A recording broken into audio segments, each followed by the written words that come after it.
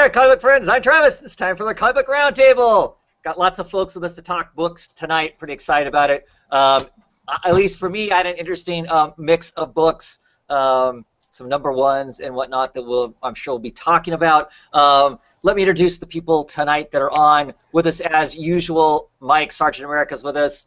How's it going, Mike? Hoorah! Yes, and also we have Millie Akers with us. How's it going, Millie? Very good. How are you? Good. Good to have you back.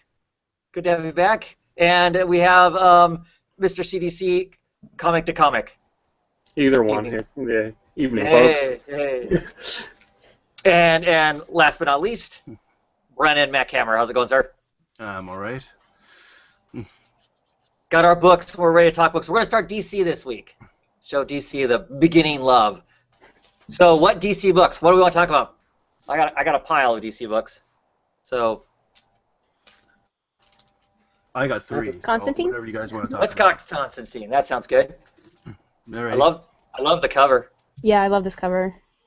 More than last month's cover, definitely. Yeah, for sure. What do we think? Issue 4. That ending was really crazy. I did not see that coming. I really enjoyed this issue. I don't know. It's just kind of like John being drunk and just kind of going around town dealing with his demons and his past with his girlfriend and the band that he's in. And I don't know. I just really enjoyed it. I kind of like seeing this dark side of Constantine because in the previous issues we kind of see a little bit of a lighter side to him. But I'm enjoying this dark side to him. I really liked it. Yeah, I agree. In the last 3 issues, he's been a little cuter, a little snarkier, and in here, he's a little closer to the ugly drunk. Kind of a thing, because he basically drinks all the way through the issue. We get a nice slice of going back to his mucous membrane days, which I'm always nervous when they do that as a longtime Constantine fan. Do it right or don't do it is kind of where I'm at. It felt good, what they showed of it and whatnot. I liked that. I liked the past. I like them using the 2 artists, where they continue to use the 2 artists here. One kind of displaying the past, and one the current time.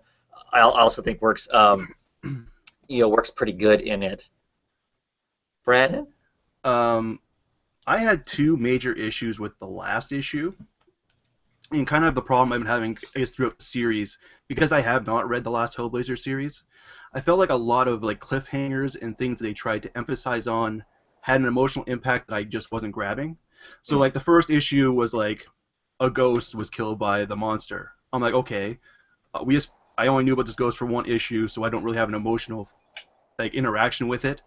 Then the next issue was oh, we're gonna go see Georgie. Who's Georgie? Why should I care? Then the next issue was oh, Veronica's dead. Alas, poor Veronica, I hardly knew thee. You know what I mean? Right. So this issue gives me that emotional impact. Now I kind of know where everything is sort of what Constantine's emotional sway is with all the other all the supporting characters around him that I wasn't getting in the last couple issues.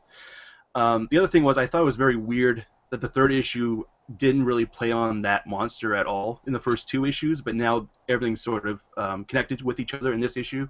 So everything that I sort of had a problem with the last issue fixed itself and made sense with this issue. I actually really enjoyed this issue. It's probably my favorite book from DC this week, in my opinion. I really, really enjoyed this issue. Yeah, because now we get to figure out what exactly made Veronica, how did Constantine's influence affect Veronica and how she sort of was lost, and it just really gave me that emotional impact that I was missing. Sure, because they gave us the time to give us the backstory on the person in this issue that's screwed up. Like we commented in the prior issues, we didn't always get a decent enough backstory as to why they're screwed up to care that they're screwed up. Yeah, and that's definitely a fair criticism, and for sure. And this one gives us that investment. Yeah. Right. And now everything's sort of making sense and connecting with each other, and I really enjoyed that issue. It's probably my favorite of the whole series, and probably my favorite from DC this week. Yeah.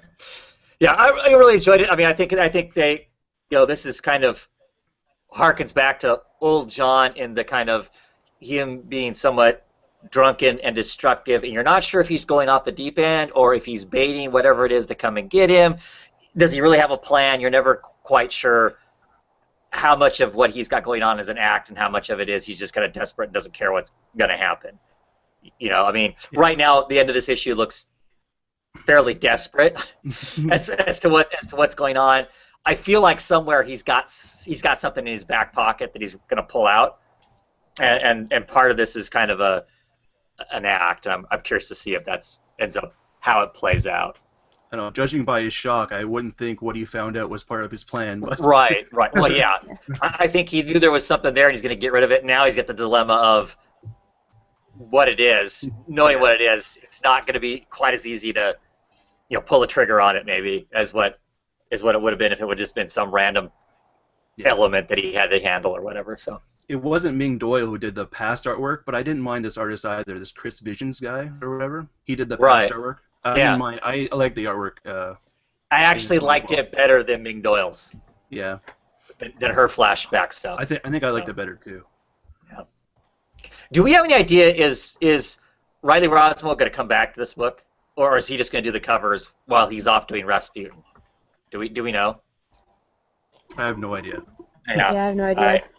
I guess I haven't looked at the solicitations to know enough for sure. Because I had an original impression was that Del Rey was just going to fill in for a few issues, and she's signed on to do a book somewhere else now too, right? I thought I heard. Can't remember what it was. Scarlet Witch.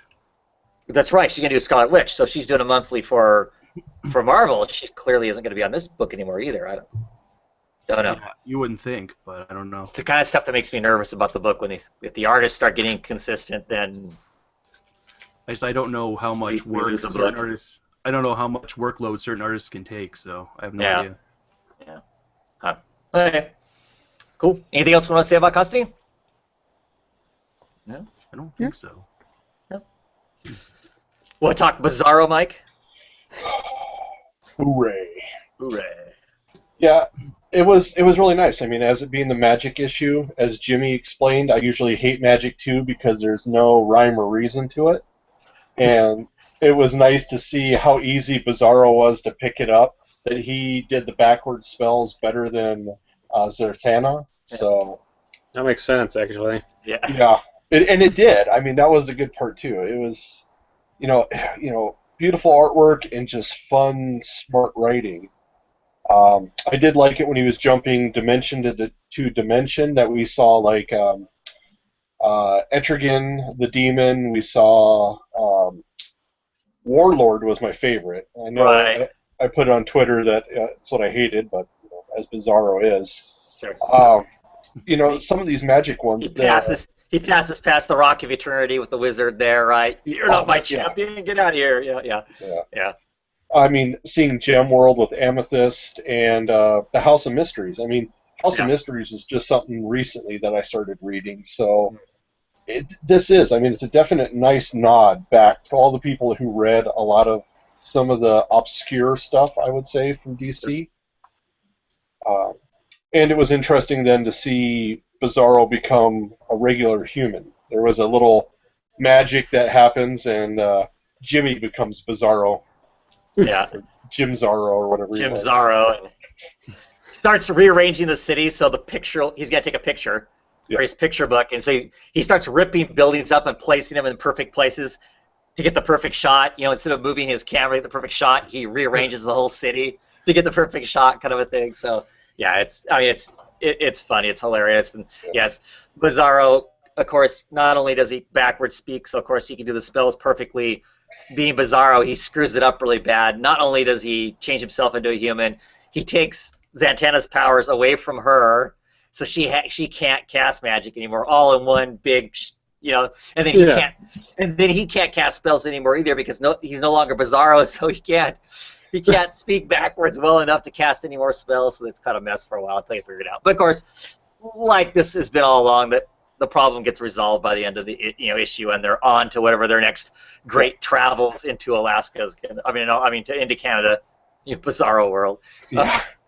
Which actually, and there was the guest star, the one who fixed it at the very end, Dead Man. Yes, Dead Man comes in, fixes it, of course, because the whole magic thing and whatnot. But it's just fun. It's just a hilarious. Two more issues left, and it's like I said, it's been a good laugh. Yeah, very much so. What else? What other DC books? I don't know. You don't know? I don't know if I even want to broach this one. You mean this Oh, one? what? You mean this one? Oh yeah. Yeah. Okay. I don't know. So Billy's the wise one and has stayed away from this book. Okay. Secret Six, issue 6, end of the arc. Go buy the trade. No, don't. No. Travis is doing Bizarro speak again. Don't buy. Yes. Yeah. Yes. Well, from the original Secret Six, the first arc was them just getting together, and then the second arc was going after the card. Is that correct? Yeah, I mean the first one is establishing the card exists, and yeah, the scramble to get it, and then it's the run. After the first arc, it's the run with the card to try and get away with it, basically. Okay, all right. Because I was trying to gauge, could the second arc, take off and be good? Can't get worse. Yeah, I mean, I don't know how they could really make this a worse comic. So. I mean, I don't want to be mean, but this was better than the last issue. I will give them that, but that's not saying much. Yeah, I don't know if I felt that. Well, because the thing is, I mean, will they be going after his wife in the second one? Is that what our thoughts? It's gonna be Black Alice centric, is my understanding. All right. She collapses at the end of the issue. So, so what's wrong with this book? We've all groan. But what's wrong with the book? Is anybody willing to? It's not. It's moment driven. It's not plot driven. It's not character driven. It's moment driven. And unless you are a die-hard Gail Simone fan, it's not going to speak to you. I'm a Gail Simone fan. She's written some things that I've thoroughly enjoyed, but I have definitely groaned at some of the stuff she's done, and it's really heading more in that side of the spectrum than anywhere else. And you'll see it on Twitter because people will just tweet out, "Oh, it was funny when this happened. It was funny when that happened." Okay, well, what's the overall plot of this? What is the overall plot in the first 6 issues? What do we know about anything that's going on? Really? Why are they together? Why don't they go their separate ways? There's nothing holding them together, really. It's just because they're family. No, why? I know. That's the problem. That's the problem. It's this great, it's this great Lilo and Stitch moment. We're family, but nothing to back that up. These are, random people. Some of them are gross. They're not just, Yeah. I mean, and so why? I mean, I get why some of them hang out together because it seems like they would be a good match to hang out together after this, but not as a whole. They don't. And who the hell would want to hang out with the Ventriloquist and Freddy? Nobody. Yeah. Nobody wants to hang out with them. But you're right. It is moments. I mean, and I love books that are all character and maybe don't go anywhere, but I feel like I'm enjoying exploring the people that are there. That's not happening in this book. There's none of that. The plot is extremely weak. And then there's characters that we all know.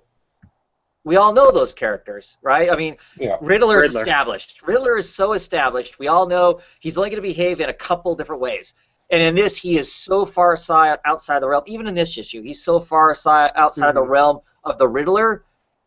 Why did they make it the Riddler? They should have just made it any other random goon because, I mean, there makes some comments in here about I'm so upset I'm off my Riddle game or whatever. I mean, to me that felt like an excuse of,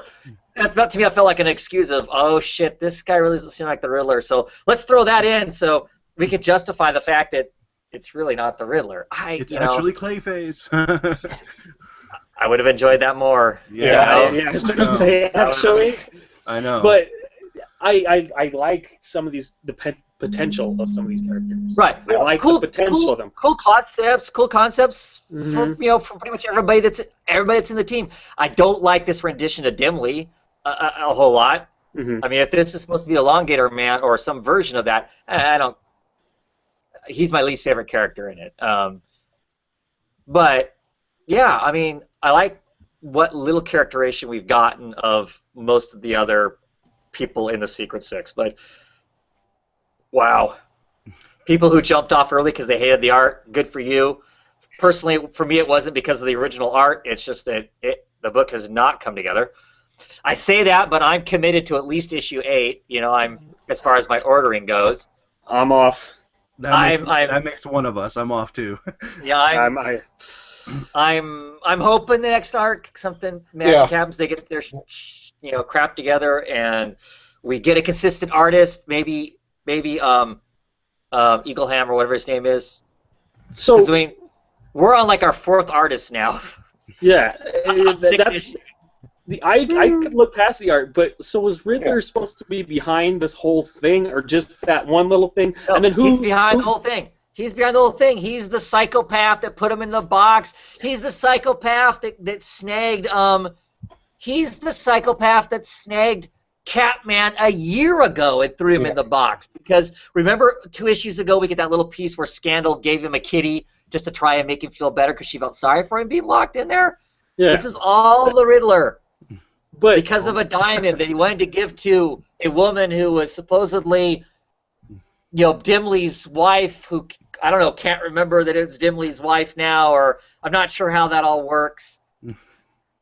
And it's Can you hear this? Can you hear the screeching and the crashing of trucks and cars crashing? And not in a cool, I want to watch this kind of a way, but ooh, yeah. It really, what this is a movie where you went to the bathroom a couple of times and you think you've missed something. Like, you're like, okay, this would make sense if I didn't drink that bigger soda. No! I've read the whole thing, I've watched the whole movie, but I am missing something. And if she's playing some 3-dimensional chess here where it's going to be like, oh, whoa! It really feels like there's issues missing here. Like, yeah, and I'm all for experimenting with trying to tell a story in a different fashion and whatnot. This was a failure. It didn't work. The timeline, how it jumped around a little bit in there for a couple issues, was just totally random without any real functionality as to why to tell the story backwards for a while. Because for a while, a few issues into this arc, they kind of told it backwards, and it just, I don't know. Oh, and by the way, she borrowed Black Orchid's powers for reasons. Yeah, I was about to say, did that happen and I missed it, or did that just happen? Because she can pick up the house. What happened? Well, because she can pick up a house. That's why she picked up. That's why she got Black Orchid's powers, right? Because she can pick up a house. I mean, that's what she says in there. I'm Black Orchid because I can pick up a house. Okay, so there's a house. There's a house that needs to be picked up somewhere. Well, that doesn't explain how she's Black Orchid. All of this. This really seems like someone was just like, "Wouldn't it be cool if we did this? Wouldn't it be cool if we did that?" And then they were like, "Yeah." I think Black Alice keeps adopting different people's magic. Yeah, well, right, because that's her power. I get that, but it just seemed random to throw out that and make a statement. Yeah. So you know who she. So you know who she is. I'm channeling Black Orchid, and I can pick up a house. So I'm not as familiar with Black Alice too much. I figured she was sort of like Rogue, where you had to touch. Is that not true? No. Okay. No, she literally, if there are magic powers out there, she can adopt them. And then depending on the stories and whatnot, as she adopts them, you kind of lose your powers as she's adopting them. I mean, and she's been everybody. I mean, she's been Black Lightning. Not Black Lightning. Holy cows. She's been Black Adam. She's been Wonder Woman. She's been Cheetah. She's been, Dr. Occult. Yeah, I mean, she's been all kinds of stuff, which is really cool. I mean, it's a cool character. It's almost like Dial H, then.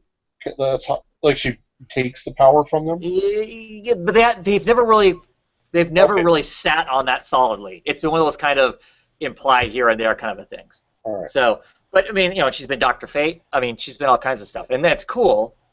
And like I said, depending on who's writer, sometimes that has consequences, and sometimes it doesn't, depending on who she takes on. But it wasn't inconsistent with her. Right. It was more or less like you were playing pretend with a friend, and they said, "Now I have infinite ammunition, and you don't. No takebacks." It felt more like that, and it was just it just made me cringe. The other interesting thing about this book is more than half the characters are Gail Simone's creations or recreations of something else. I mean, the Court of Owls character. I can't remember her name now. Mary Strix. Is her creation. Black Alice is her creation. Clearly, Porcelain's her creation. Her rendition of Ventriloquist. Seems how the old Ventriloquist was a guy with a dummy. A dummy with a guy, you mean? And clearly, she is the pinnacle of writing Catman. Catman was nothing until she, made him into what he is. So you think there should be some. This is exactly what I was worried about happening with Secret Six when I heard they were going to redo it, and when everybody kept saying, "Oh, Gail should start a new Secret Six book," and it would be awesome, and I'm always like, "Oh, I don't know if they can recapture the magic," and they so haven't. It's just. But it was going a certain way. I wanted to know what was happening next. Those characters, they worked because of the circumstance. It was really well done. She was at the top of her game. I mean, I read that shortly after reading her run on The Atom, which was horrendous. And so, I mean, I don't know. I like Porcelain as a character. I want to know more about her, but I feel like she hasn't been explored. She's almost been just taking real estate. Mm-hmm. You could do a lot more because she's brand new, pretty much. I mean, go with that. Well, I think they drop enough of her gender fluidity and stuff in the book to give a wink and a nod. But she's a person. I know. I'm just telling you that. That's all. But that's all they're doing. That's what I'm just saying is all they're doing right now with the character is kind of going. I want more non-binary characters. But I don't want them to just be there to be like, okay, we can cross that off the list. And I feel like that's what that kind of is. Yeah. Oh yeah. Well, I guess I just felt that, like you said, the Riddler was so weak that he was this mastermind at the beginning. He had it all planned, and then he meets him at the dock with just a couple guys with guns. It just seemed like it fizzled out at the end. Part of the plan is to have him stand around the detonator that's going to blow everybody up. That's massive. He had a backup plan. He had the whole place strapped with C4. I mean, that is a genius. All right, I'm done. It's terrible. Yeah. Sorry, I want it to be good, but yeah. We're mean. Whew. Okay, what else do you want to talk about? Let's talk Martian Manhunter. Okie dokie. Cool. Martian Manhunter. I don't know about the cover. Yeah. It's kind of cool, but it's kind of. I still like the white background. Otherwise, I'm fine with it. I'm really enjoying this book. I'm enjoying the whole idea of it. I mean, at least if I'm getting the right idea of what's going on, that maybe there's Martian Manhunter is fractured. Is there bits? I mean, is all these people bits and pieces of one entity? That's what I'm being led to believe, but I don't know. There's at least, two of him. The last issue explicitly says there's two of them. Sure, Biscuits and the FBI guy, and yeah. And then there's a bunch of white Martians. And, what about I'm so on the thief assassin lady that gets bumped off the ship in this issue. I mean, I'm curious to see what role she plays. I mean, is she a Martian too and doesn't know it? Well, there is an amnesia kind of aspect playing through this, so that wouldn't be shocking. But that one thing I liked art-wise was that right after that action sequence where he loses his arm, there's that white kind of chalky look with the white Martian. All that is gorgeous. Yeah, it was. That is really cool. Oh yeah, that one. Yeah. I had to double check and see if that was a different artist, but it was the same artist. Yeah, that is definitely a cool rendition, and because the art split the panels and the art is very DC, and this almost feels like a DC comic from a time gone by, and that's like what I think is pulling me into it more. It's just like, oh, this feels like DC I used to read. I love Eddie Burroughs. I think Eddie Burroughs is an extremely solid superhero artist. I mean, I guess if that's a DC style, I guess I like DC style. I just think that he does an excellent job of. Yeah, that wasn't a dig.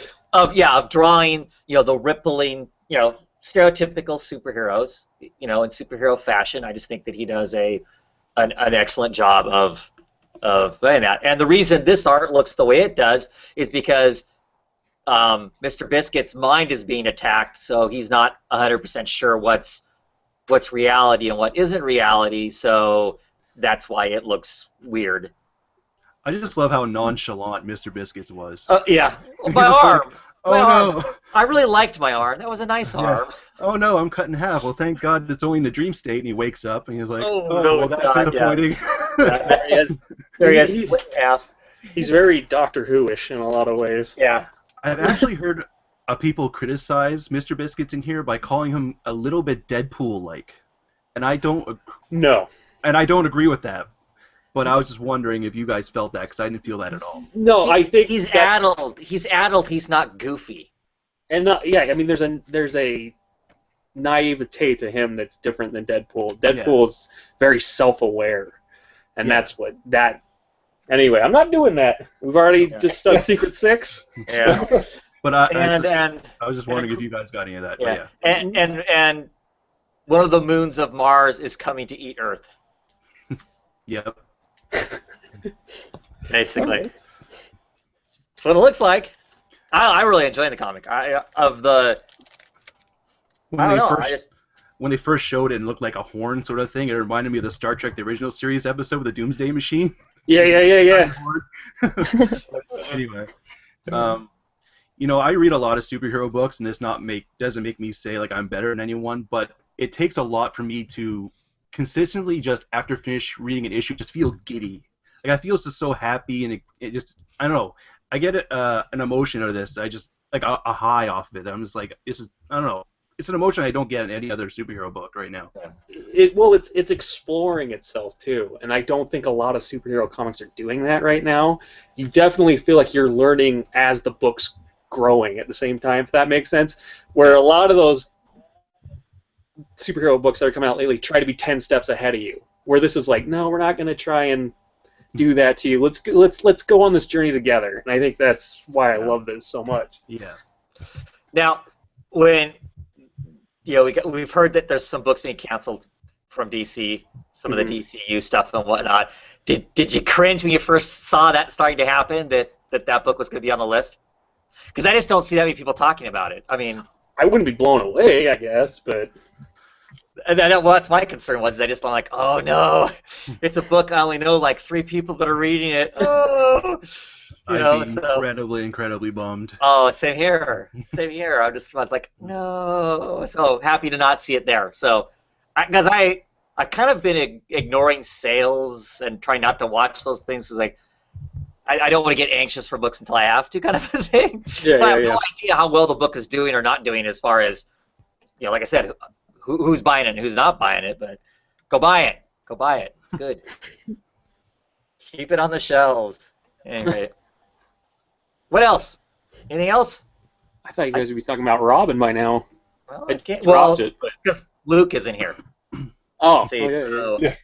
So I will talk Robin, son of Batman, where he goes toe-to-toe at one point with Deathstroke. And I actually really enjoyed it because it's not like he completely got one over on Deathstroke. I mean, he got a few hits in, but Deathstroke's still a bigger badass than Robin is, I think. I love the way they resolve it, though, because Deathstroke is a mercenary. There is a way to solve problems when people like that come after you. You just pay them enough money to make them go away. But I'm really enjoying this book. I know some people have leveled a certain amount of criticism. They think it's a little too cute. The moments between like Damian and this new version of Nobody and some of that stuff. I enjoy it. For me, every issue has a beat or two in it of really good emotion, a really good Damian, especially right now, because this whole thing is about Damian trying to fix the things they did in his past when he was, with the assassins and stuff. And this issue does a really good job of him being remorseful of how some of the people that are on Ra's al Ghul's island that used to be with him, how they got treated, and he kind of regrets that, some of that stuff, and without saying words or anything, they just do Gleason does a really good job of portraying that emotion, that kind of regret and remorseful feeling, and I think that's great. And I love those moments. If I keep getting those moments, I'm probably a sucker and will keep reading the book, even though there's other elements of it you kind of go, yeah, okay, whatever, that's fluffy, whatever. I mean, because Gleason isn't like the deepest, strongest writer. Yeah. But I think that for me, he's hanging on to the right elements to make me enjoy this. And I love his art. I love his art, so I enjoy his art. So that's just fun for me. And like I said, he puts the right emotional beats in there for me to continue to enjoy Damon. He's this smart ass, he's arrogant, but then he has these other moments where he has a real slice of humanity about him and is humbled and is sort of stuff that I really enjoy. So I mean, for me it works. Gleason did an issue with no writing in it, remember? Yeah. That was just still one of the best comics that came out in a long time. I mean, so. Right. So I'm enjoying it. I'm having fun. I like this whole story idea of him going back and fixing stuff and whatnot. They pull a Lazarus pit at the end of this one, so I don't know exactly what that's going to be about. So we'll see. Lazarus pits always make me nervous, but Bruce is back, and it's in a different comic. Oh. Hey, I say throw him in a Lazarus pit if it's going to fix his brain damage. Yeah. Yes. Oh, that's a hilarious way. But I'm still enjoying it. Issue 4 of that, still getting a kick out of it. Anything else? Really? Come on, guys. Come on. It's just me and you reading books. Black Canary, issue 4. I still really love the book. I love the action. I love the colors. Luridge just. I love the way it's delivered. Most of this issue, you're kind of seeing the ex lead singer of the band on a road trip, having stole the little kid, and I like her.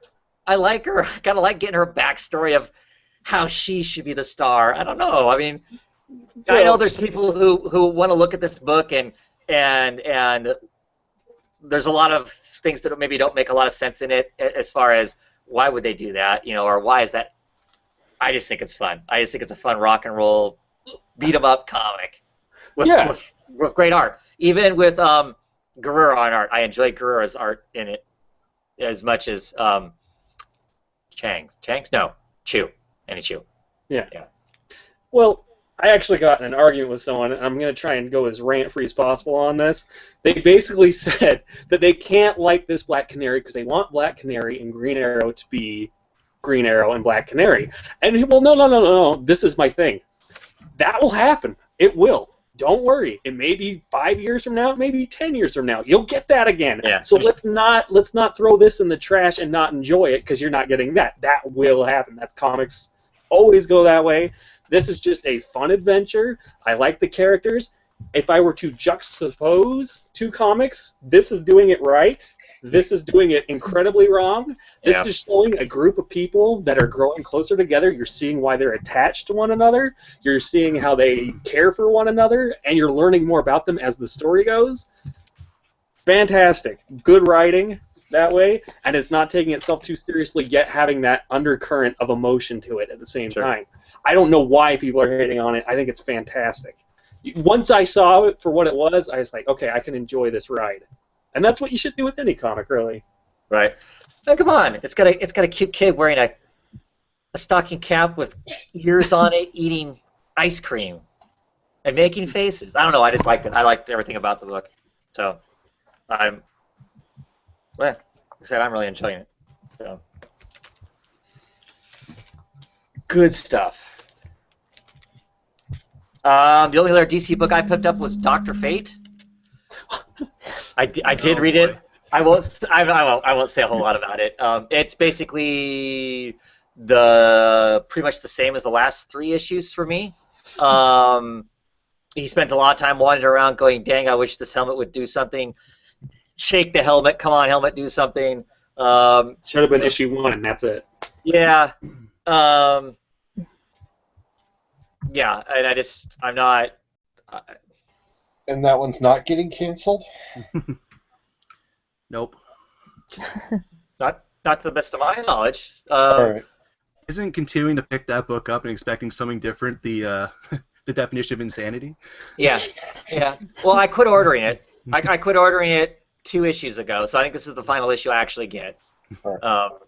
But I did get it. I did read it, so that's what coming. It wasn't horrible, but it's just not. It has no. To me, it has no life to it. It's very flat, and going nowhere. So, other than the rain continues to fall, that's the plot right now. So, anyway, any other DC books we want to talk about? No. DC news. Of course, we had all these books get canceled. What? 5 or 6 books get canceled. It sounded like. Lo and behold, enough people clamored and begged and pleaded, and Omega Man is at least getting to go to issue 12. So, kudos to you fans who are fans of Omega Man. I haven't read it. Now, clearly, I need to go read it. If enough fans scrambled and made enough noise that Jim Lee went, okay, I'm going to go to Ditko. I mean, not Ditko, but Dan Didio, and we're going to make this thing at least go 12 issues. I need to go check it out. And I know some other people have made some videos about it.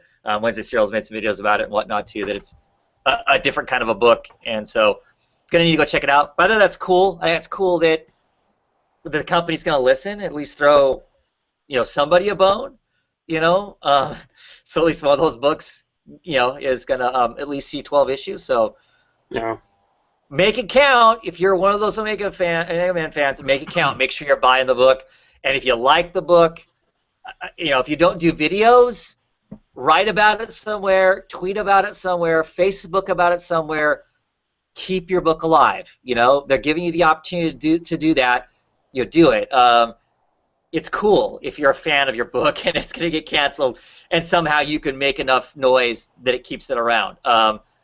My personal last experience with that was with the Manhunter run with Kate Spencer. They canceled that book and put that book on hold 2 or 3 times, and we just kept clamoring and clamoring. It kept the book around maybe longer than it should have, but it was really enjoyable. The first few times they brought it back, it was still enjoyable.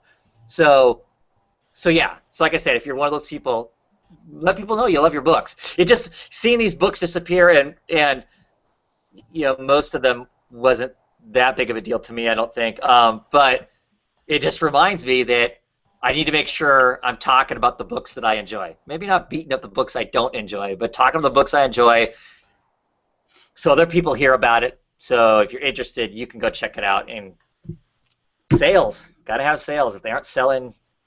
Well, me and Mike will talk more about that later on here because we have other books to talk about that didn't make it because they weren't getting sold enough. So clearly need to talk about the books. Any other DC news? Greg Berlanti is developing a Booster Gold and Blue Beetle movie that he would also direct. Wow. Huh? Opening day for me. So my first question is clearly that's going to be Ted Kord Blue Beetle, right? I mean, that's the Blue Beetle they would use, right? You got I it. think. Yeah. Mm-hmm. Yeah. So it's just going to be a crazy buddy movie of 2 guys in leotards, right? Yeah. You say that snarkily, and I think that's fantastic. It'll be awesome. I just hope that they keep it light and it'll be fun. Yeah. Yeah, I don't know. That to me it just blows my mind that that's even an actual thought that somebody's thinking about. I'm sorry. Oh.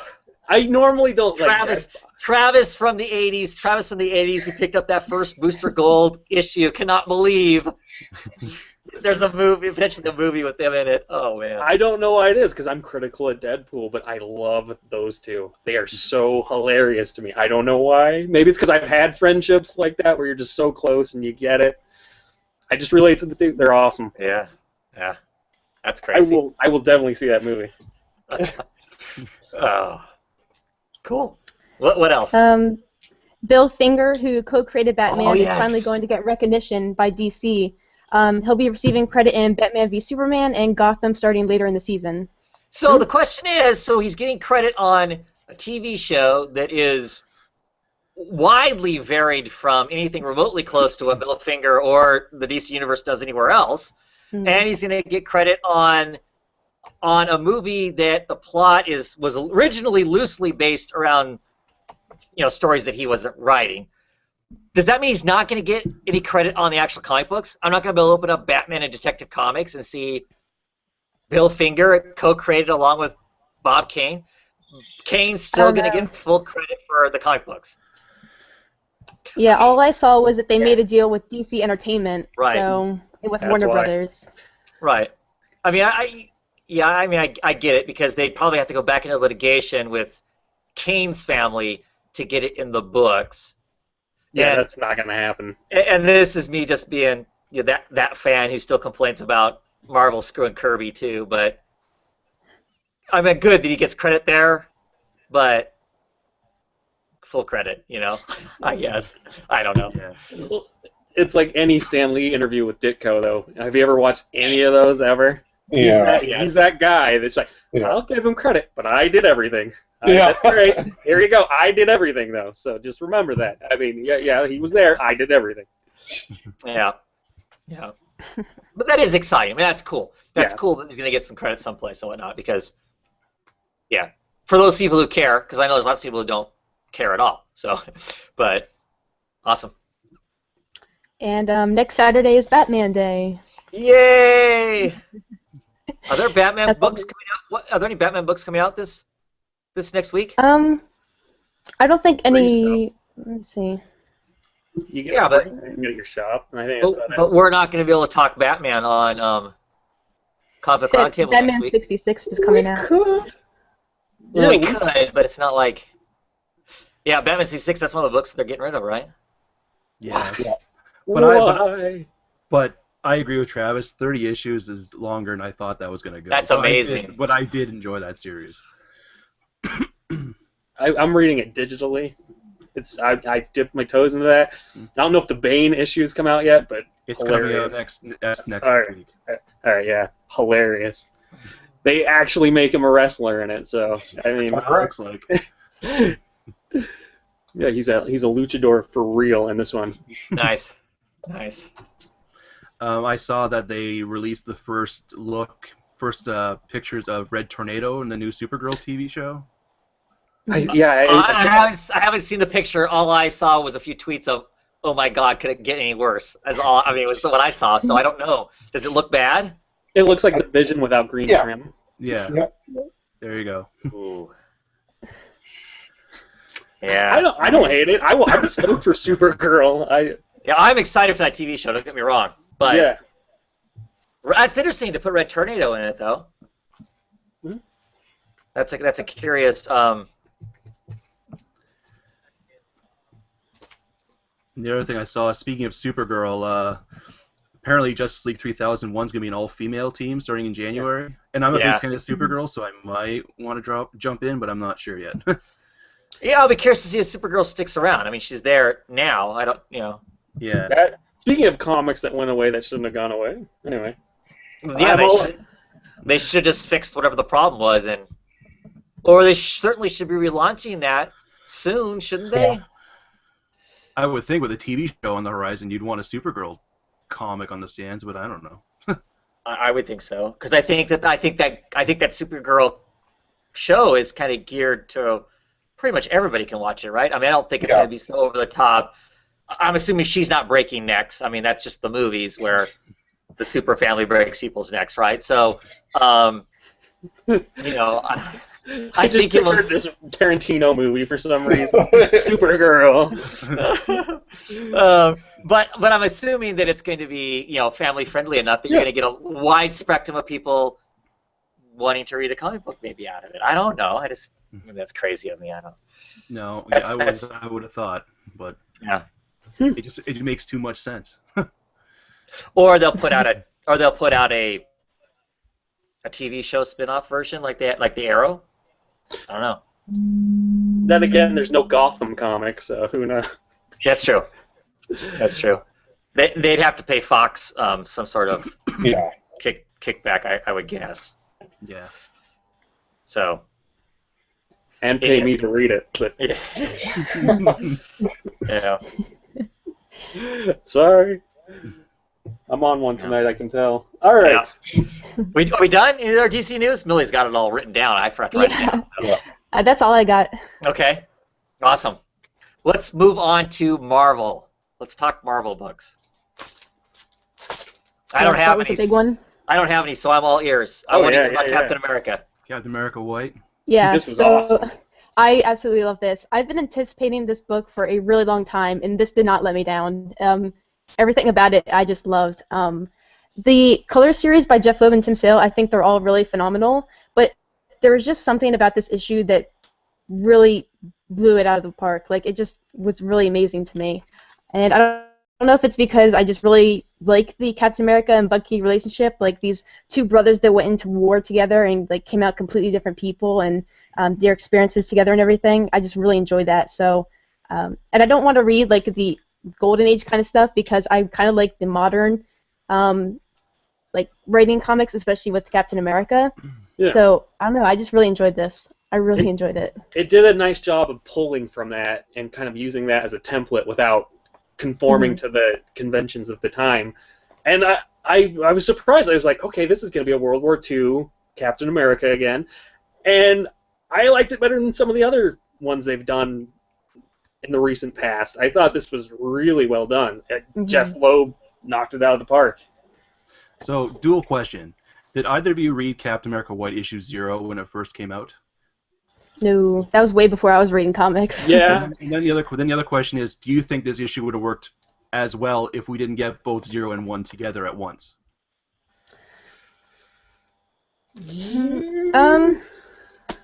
That's I think it worked. I think it worked to its benefit that we got both of them together, in my opinion. Yeah, I would agree, definitely.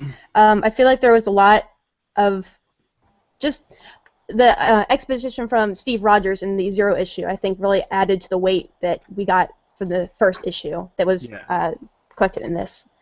I think they both worked really well together. Yeah.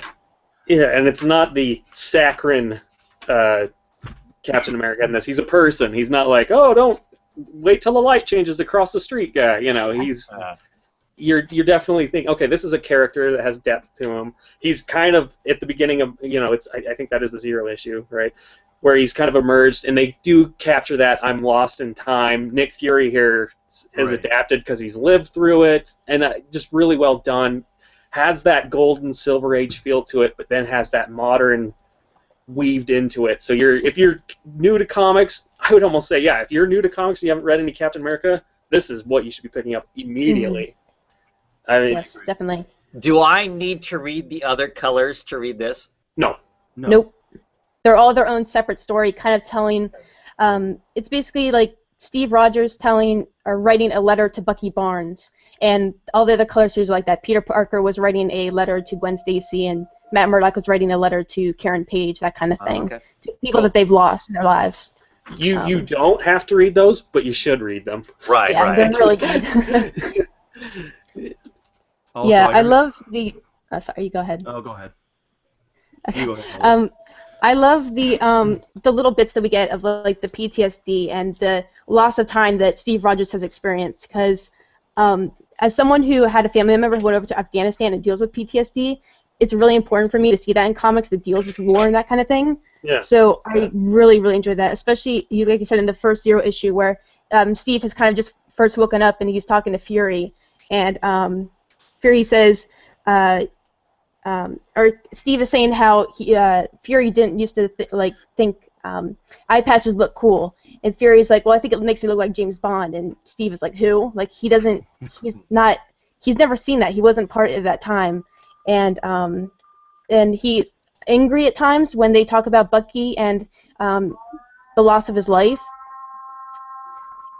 Really, really common in people who come back from war when they've lost someone, and I just really love those touches of it in the comic. I think it was really important to see that. Yeah, it's really well done, and I like that it's, you know, so many of the big 2 comics you're like you were saying, like you felt that. You said, do I have to read these other ones to do it? This is so self-contained. You can just pick it up and read it. I could pick this up in 2-3 years, read it, and wouldn't be lost. I love that aspect of it. It's just good, classic comic feel, you know. Yeah. I'll go to the store to pick it up. What you got to say, Brandon? Yeah. I was gonna just touch on something that I found really, really stupid on the internet about how it's Captain America white because Steve Rogers is white and it's not Sam Wilson. Everyone was freaking out about that, and I was like, really? I didn't even think about that. I was They like, actually, it was such a stupid. So he wears a hood and a robe through it. I was like, really, guys? I would have noticed that. I think. I don't know. Hold on. Yeah. Jeff Loeb actually. Oh, go ahead. No, I don't know if you guys read like the little interview with Jeff Loeb and Tim Sale in the back, but Jeff Loeb actually addressed that. He said, as to why Cap White is white, that has yet to be revealed and doesn't have to do with skin color, which technically would be pink. So he does address that. So I guess the color is going to be a part of it, because he did mention that he said the color books are a place where Tim and I can tell stories about the beginnings of characters we both grew up loving. There's this unifying theme of the colors, and that there are in all of the lives of these characters a very practical reason why we picked that particular color. Example, Daredevil's costume was yellow for a short period of time, i.e. Daredevil yellow, and there had to be another meaning that gave the story some weight, like Daredevil yellow, as example, yellow is often used to describe cowardice, and since Matt's father was a boxer whose life was tied to being a man without fear, it felt relevant to that character. So they tied the colors into the stories and into the characters. So I'm really interested to see how they tie white into the series. That's interesting, because for me it conjures in my head white with the military and whatnot isn't that peace and giving up and those sorts of things. Yeah. Yeah. What's the cover price in that book? $4.99. Yeah. Somebody was asking, so.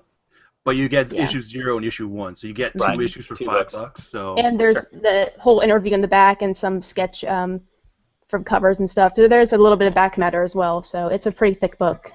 Yeah. Cool. I think it's worth it. Yeah, definitely. Really good. Yes.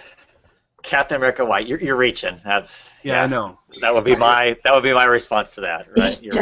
I pretty much eye rolled pretty hard on that. And went about my day. Wait, when did the Zero come out versus when the Falcon took over?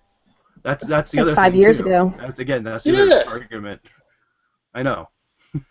That's irrelevant. They knew. Facts. Come on. Anyway, what else we got, Marvel? All new Hawkeye? Gonna add to my list. Oh yes, with Ollie on the cover, right? No, actually, he's not on it yet. He will be. We get him in this issue though. Yes, I probably at the end should of be. issue. As a pro beard person, I probably should be picking that up to support bearded heroes, right? Yeah. Yeah. I decided not to. So what's it like? I think I need to sit on it for a little bit while. I don't really know if I liked it or not. I just felt, I don't know. This series, it's good. Action and David Aja run that came before it. I mean, I like the watercolor art. This is the art's by Ramon Perez. I love the watercolor with the colors and everything. I think that's really, really awesome. But I sometimes have issues with the faces in the art of the present time. Like sometimes the noses aren't. So it's like, I don't know. I have some issues with the faces of the art. And I don't know if that's just me, but I have some problems with it. But besides that, this issue is pretty much just Clint and Kate fighting, going their own ways, basically, and it's what's leading up to the Hawkeye series after Secret Wars, because of course they're going to be kind of at ends after Secret Wars. It's like I think the tagline was like Hawkeye versus Hawkeye. That's pretty much what we saw in this issue. I mean, Kate slaps him and gets blood out of him. You can see it here. Just straight up punches him or slaps him. I don't know. I think it was more and it's because what? It's a punch. Yeah, I always think it's more of a punch. Yeah. Yeah. But they're basically fighting because this whole story arc has been about these 3 kids that Hydra was testing on, and Kate and Clint rescued them. And Clint is kind of not so aboard this plan. He doesn't really want to like take these kids aboard, but Kate, of course, she really, really wants to help these kids. And these kids have superpowers, or not superpowers, but they have powers. I'm not sure if they got them from the experimentations or if Hydra was experimenting on them because of the powers. I don't know if Brendan, if you knew what if they got powers before, or if they never mentioned that. I'm not 100% sure. Basically, Kate treats them as kids, and Clint just sees them as weapons. So that's kind of where their argument is. If they should keep them around or hand them over to S.H.I.E.L.D. That's kind of where that whole argument was. Well, I'm trying to find the panel here. Hold on a second. So this is part of Lemire's run that came right after the Fraction Aja run, right? We haven't started the new, the all new, all different. That's going to be starting very soon. But when you're talking about the weapons, they basically just turn like all the Hydra soldiers into mush. Yeah. Hydra soup. So that's what I mean. They're pretty powerful. Yeah. I didn't think a lot happened in this issue, and considering I'm not continuing with Hawkeye moving forward, I kind of wanted some sort of conclusion with this story, and I just didn't get it. It's still moving along, so I'm kind of upset we didn't get a conclusion at all. I don't know. I wasn't really feeling that issue either. It was okay. How much longer is this going before it's relaunched? That was last issue. This is the last one. Oh, this is the last issue without really any resolution. Oh, right. So, it pretty much goes straight into the future of where the next comic will be set. We get a third. 8 months. We get a third art style from Ramon Perez. It's kind of like a more penciled look. But this is the future. Clint has a new dog named Sparky, I think. Yeah, Sparky. Oh. He has the beard and the ponytail, and Sparky. Yeah. Come on. And Kate shows up, and she's like, "We need to get him back. We need to get the kids back because they gave him up to S.H.I.E.L.D." So. Whoa! So there's 8 months between the kids. Yeah. And wow. Yeah, because all the books make an 8-month jump. That's okay. So Miss Marvel, we could be holding on to an 8-month jump. So we're holding on to the mom knowing. Okay. Maybe. Okay. I would hope. Yeah, I don't know. We'll wait and see on that one. But interesting. My worries with this book. Go ahead. My worries of this book going into after Secret Wars is just like Daredevil. There is no Last Days of title with this. It's just going straight from what is the 616 universe into Battle World or whatever would be left after Secret Wars. So I just have worries about the place of the comic and the rest of the Marvel comic universe after Secret Wars. I don't know. Do you think it'll be a complete relaunch though? Like they're not going to hold on to anything, or I mean, because it kind of looks like that's what they're saying with this issue. So you kind of have an idea, don't you? I think they're continuing with the story like straight off the bat with the new issue. I think they're just going to continue straight from where this ended, which they're just renumbering it, which, I mean, I really wish they wouldn't renumber it. It only got 5 issues in, and it really doesn't need to be renumbered. It could have continued on from here, but... Well, just think in like 10 years when someone tries to go back and collect this, how fun that's going to be. Yeah. But they I was have already to actually renumber it because the entire universe is starting over. Yeah. They no, it's not. No, it's not. That's DC. No. What are you talking about? I don't know what you're talking about. Relaunch, reboot, whatever. Yeah.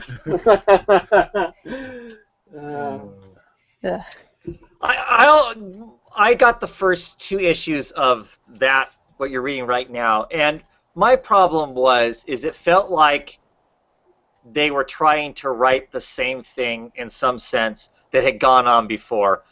And to me, it felt like a huge mistake to try and, in some sense, try to mirror what the Aja Fraction book was. They should have just went and did their own thing, not have so much flashback that was drawn the same. I don't know. To me, it just felt like that we were weakly trying to tread over something that had already happened. I wanted them to do their own thing, and it still sounds like they're not. What draws me into the book is I love Kate Bishop, the Kate Bishop Hawkeye character. Me too. And when I ordered my comics, I didn't order it. I'm sure I'll end up going to the chain store and buying the first issue of this next thing just because. Mm-hmm. I do like them together. I don't know that I'm excited by Ponytail Hawkeye, So you like beards, but you're anti-ponytail. I see how it is. I had a ponytail for a lot of years, but whatever. If it's long in front, it shouldn't be long in back, I guess. I don't know. But you like mullets, do you? I guess that's it. Yeah. That would be interesting. That story sounds cool, though. Let's go get the kids that are weapons from S.H.I.E.L.D. I kind of like them being at odds with S.H.I.E.L.D. That potentially is interesting. Cool. What's next? Oh, wow. Those are the only Anyone two I else? read.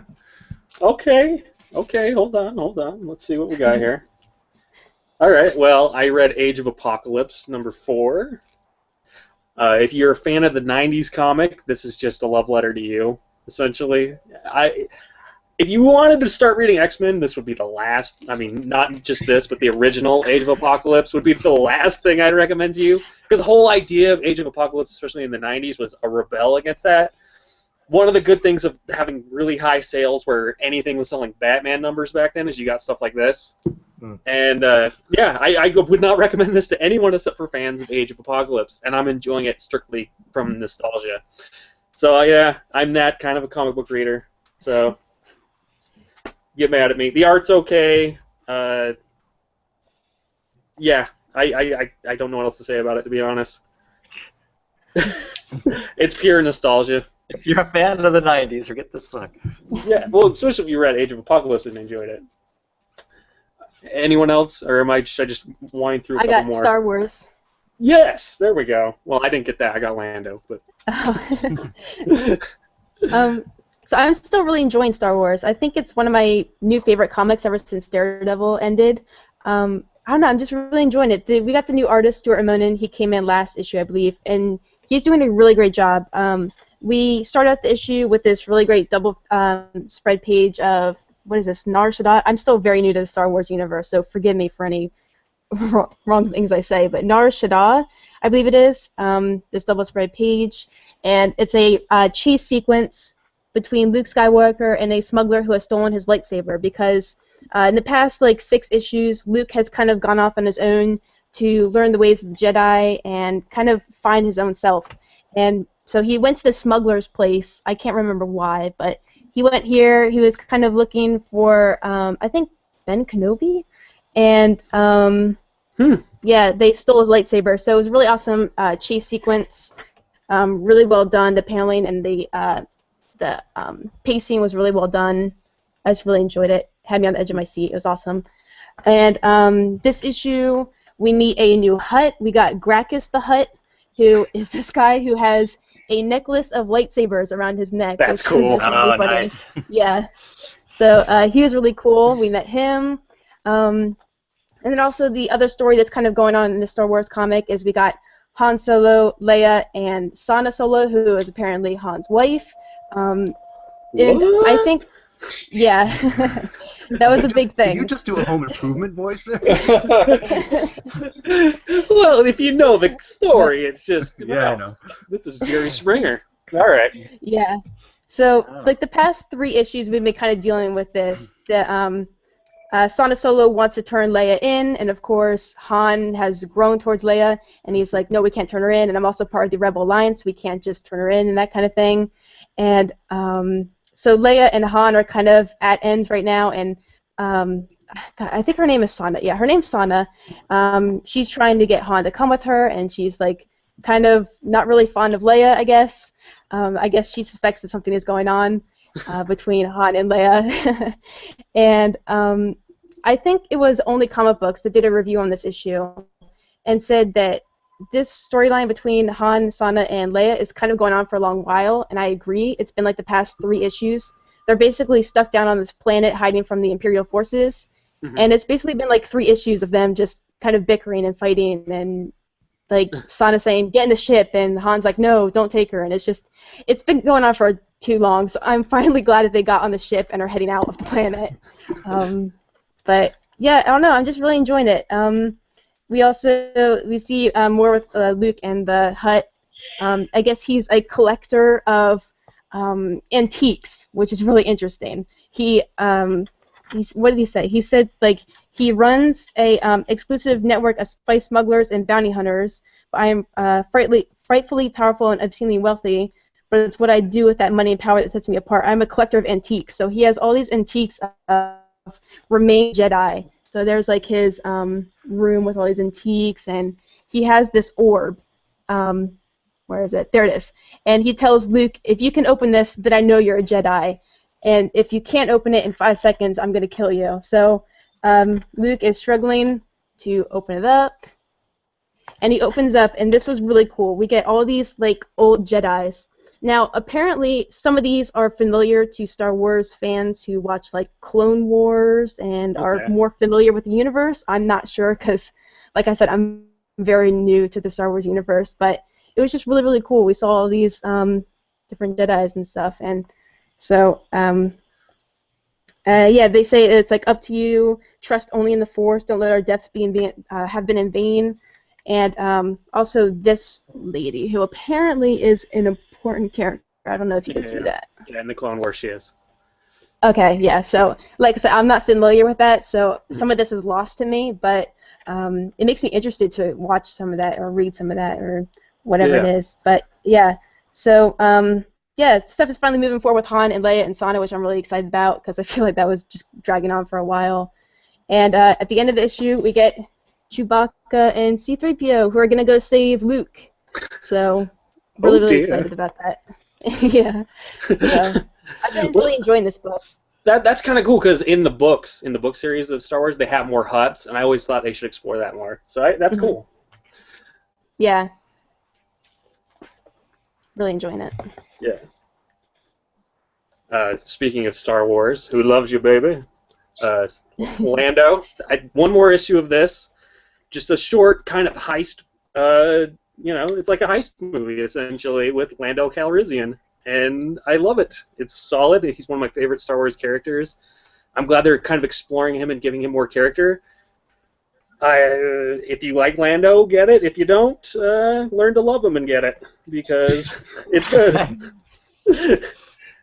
Yeah, it's essentially just a 5-part mini where it's a heist and him trying to figure out how to get, that's kind of his character in the films, him trying to finagle, to use Yiddish, here and there just to get things to work out, maybe in his favor, maybe someone's not going to come out on top that he likes even. And he has a love interest in it. That's kind of cool. It's just, if you're a fan of Lando, check it out. Alex Maleev is doing art on that, right? Or is he just doing covers? I think he's just doing covers, but I could be wrong. No, I think he's doing the art. He should. Yeah. Yep. Nope. Yeah. And the covers. Yeah. And the covers. Cool. Anyone else get any other Marvel? Mm-mm. All right, neither did I. Moving on. What? No Secret Wars? No. Secret Wars has been pushed back for a while. Yeah. Don't think the next issue's coming out until a few more weeks, I think. Really? Yeah. Yeah. I don't mind. It's been solid. Does that start screwing up the timeline of their other stuff as far as Secret Wars is going to still be going on, and we're going to have... Are we going to end up with books showing up that are in the new universe when the new universe hasn't established? I think it's possible, yeah. I think the last issue of Secret Wars comes out in December. Yeah. Yeah. And it was originally for November, I believe. Yeah. Yeah. Yeah. But it's cool because it looks like I was wrong, and I know we're on the internet. You're not supposed to say that. Why? But it looks like Mr. Fantastic's going to be kind of a prominent character, and so I was wrong about them marginalizing him off. In Secret Wars, he might even be kind of the main hero in it, coming up here soon, from what I'm hearing. So cool. Okay, so the last issue, I mean, Deadpool's just going to cut in there, slice him in half. It's not even funny. Gonna chop him in half, and at the very back of the comic, when you open it up, it'll have all those little electronic play things in there. They'll give a rim shot. Yep. but the thing is, you guys say that as a joke, but I could see that happening. It's not funny. I really could. So no more Marvel books. Let's talk Marvel news then. Okay. What's going on Marvel news-wise? So there's rumors about a Spider-Woman, Moon Knight, Punisher, and Deathlock Netflix series that would be a part of Phase 2 of the Netflix shows. Wow. Yeah. Them all in one show together? No, they would be their own separate shows. Okay, Yes. I was gonna say what? Wow. Still cool. Well, yeah. Yeah. Interesting. Well, and if that's true, I wonder if for Deathlock, if they're going to use the one from S.H.I.E.L.D. or if they're going to start a whole separate, because they've had several Deathlocks. So. Right. Yeah. So you said Moon Knight, Deathlock, Punisher, and Spider-Woman. So Punisher, I pretty much saw that coming with him being in the Daredevil series, but a Spider-Woman or Moon Knight would be really, really cool. I would be really excited about those. Wow, I wonder what kind of a story they would tell with Spider-Woman. Because a lot of those are pretty street level. Well, Deathlock isn't, but I mean a lot of those are pretty street level. They aren't.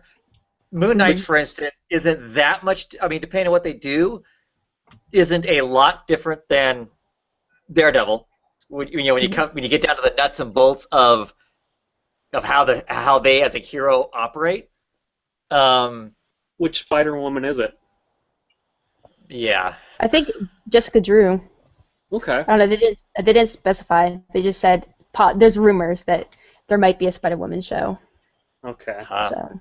I would watch that because I like that character. But at this point I'll watch them all. But I'd be curious. To me that sounds like a crazy super saturation though. I mean, because now you're talking. I mean, if they're expecting these to be serialized and to come out every, I don't know, year or whatever their expectation is as far as release date goes for a new Daredevil, a new, whatever, they're going to have so many going that... Yeah. It's every 6 months, I know, is the target date that they want to do these. So. For another one, but not every 6 months we're going to have a new Daredevil show. Every 6 months, if you add another 4 characters into the mix, and you're not going to see one until another one's come out, that could push a second season of Daredevil back 4 years.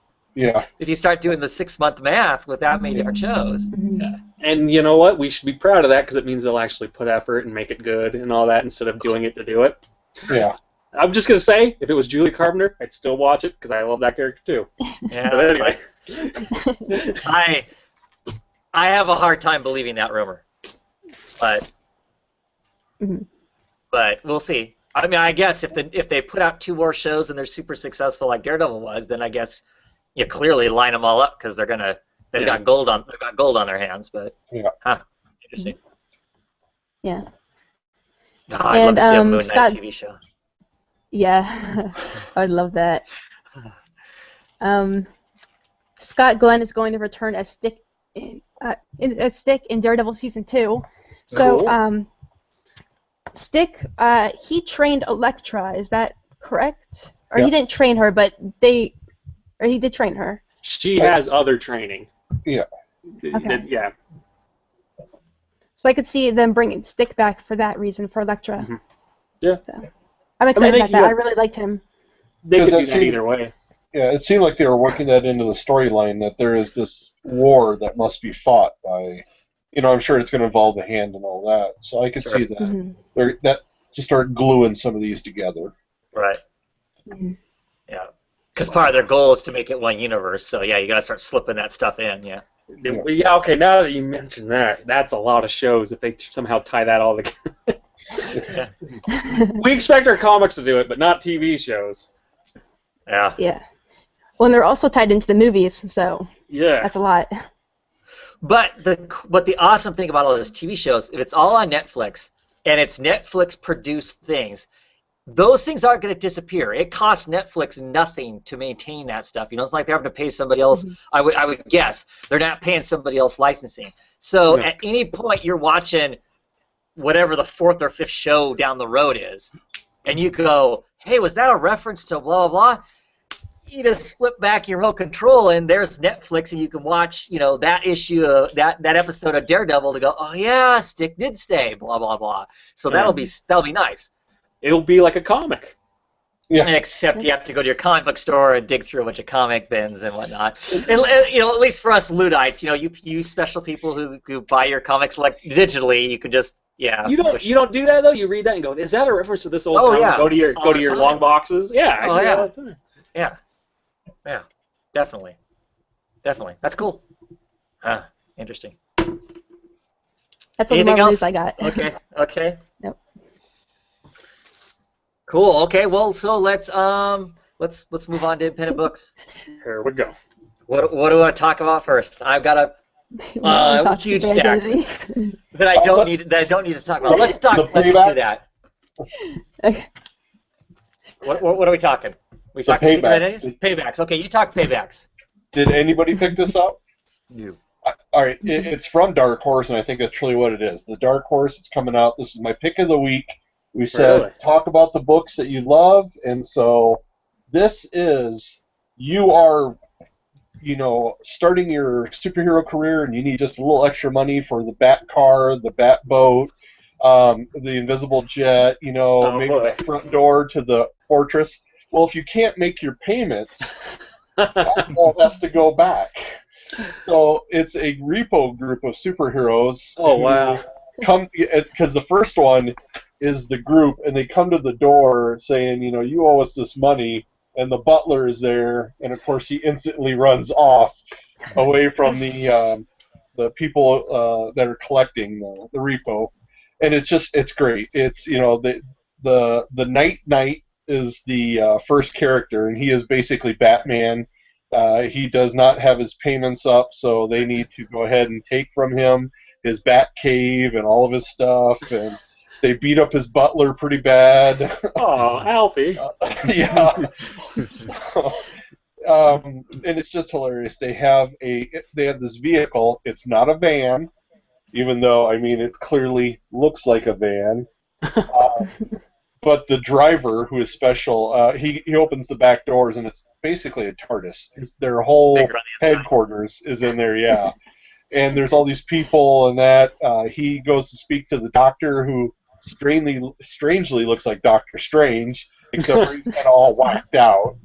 And he's like, "Oh, don't just be cool, man. We'll take care of things." And so their alpha group is trying to collect off Batman. Their beta group is actually after the bad guy. And almost everybody in beta group dies except for one character, and it's I just love each character has a voice. They have kind of weird, unique characteristics. Because one of them is like a Sasquatch. One is a Russian ninja guy. The Soviet nunchuck. Their female boss, and it's just just this wonderful characters. Night is like I said, is the Batman of the group, and to pay them back, he also has to work with them. So it's basically, we take all your stuff, and then you work for us for a certain amount of years, and then that's how it goes. Wow, indentured superheroes, man. Yes, yeah. And Night has a unicorn that he doesn't ride. It's just like his pet and friend. And he even says, man. He's like, "I don't want them to take you, just run. And the horse is like, "I'll miss you." Because I'm trying to see, that's what somebody, even on the front, they quote it, Gerard Way is like, "My favorite thing about Night is he doesn't ride the unicorn." I think that's genius. Yeah. So, this is what it's a funny, strange, silly, goofy group book. It hits all those notes. Like I said, everybody is funny. It's, I think, smart. I like the art, and I should say it's written by Donnie Cates and Elliot Rawl. Art by Jeff Shaw, and colors by Lori Off. So, I thoroughly love this. I went and I found it today when I was in my comic shop. It was not originally. I walked past it, and it wasn't until I took a second just to explore it. I read it, and it just fit every category that I'm looking for right now. It sounds cool. A superhero comedy for the debt-ridden generation. Yep. That's one of the taglines for it. And since we said, Travis, some of our books are going, this one replaces it perfectly for me. It has a great cliffhanger also at the end. I'll mention that too. So, I mean, Paybacks, it's a $4 book from Dark Horse, but I'm willing to pay every dime and dollar for that. Cool. If it's Sounds good, it's funny. good. Yeah. I'll have to track it down. That sounds too good to be. I might have to track that one down too. Missing out on the laughs. Yeah. Well. Okay, so what do I talk about next? Secret Identities. Let's talk Secret Identities. Issue 7. First off, I want to say I'm sorry. It's my fault. That It is your fault. You and every other damn person who didn't pick up this book. It's your fault that I don't get to read the rest of the story.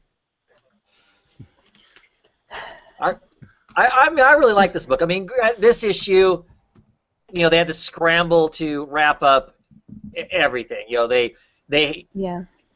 and the original storyline they had going was supposed to go for, I think they, you know, actually had written out issue 8 and 9.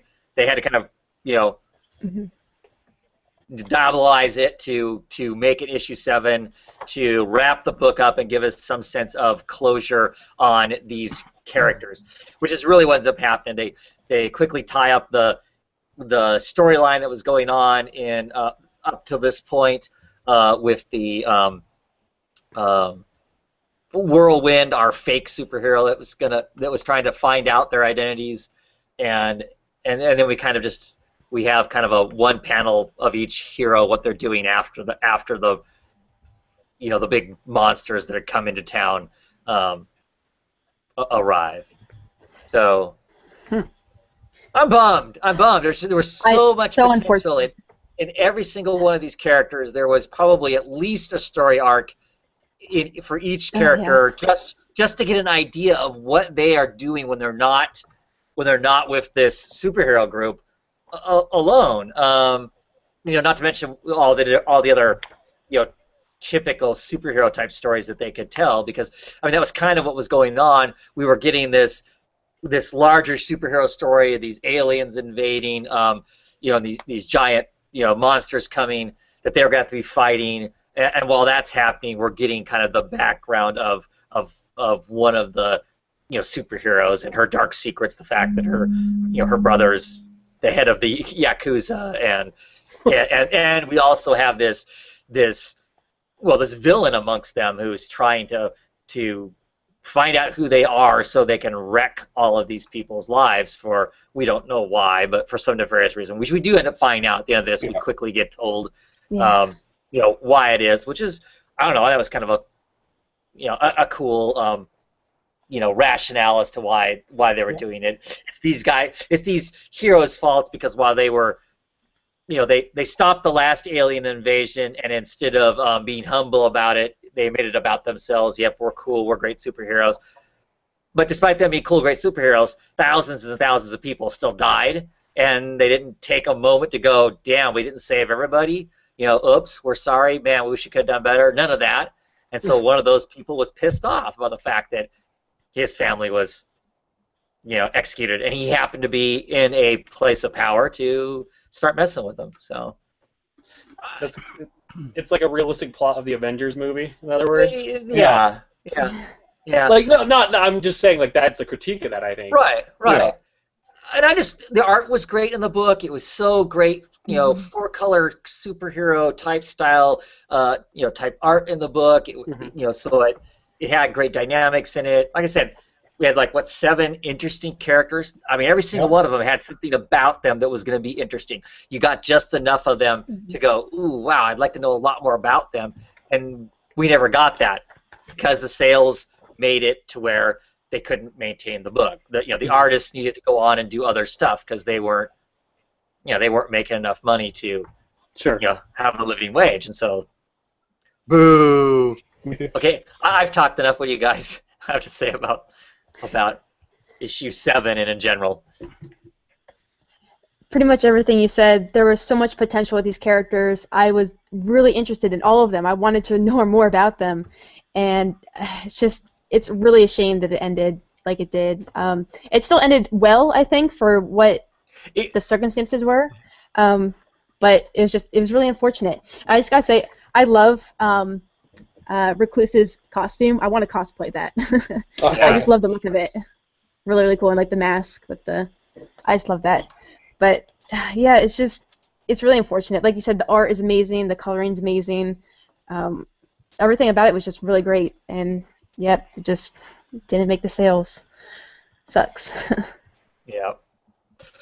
So, as I say once again, if you like a book, make sure you're telling everybody else about it. So, I'm not saying, hoodwink people into, buying a book that they wouldn't be interested in. But if you're excited about a book, you need to be talking about it. So hopefully you get other people excited about it. So, especially like these independent books, because independent books don't have to sell these mystery numbers that the big two do. The big two they've created their own ceiling. And it has nothing to do with survivability. It has to do with how much extra profit they want to make versus these smaller books don't have to operate the same way and whatnot. So, I still think it would be worth getting it in trade. The trade will actually be almost 8 issues when the trade comes out because this 7th issue was an extra big issue and whatnot. It does feel truncated at the end. To use Ryan C., who's commenting on it also. It does. The last part of this issue, they kind of, mashed the thing because they basically tell you what each character is doing after they beat these alien invaders.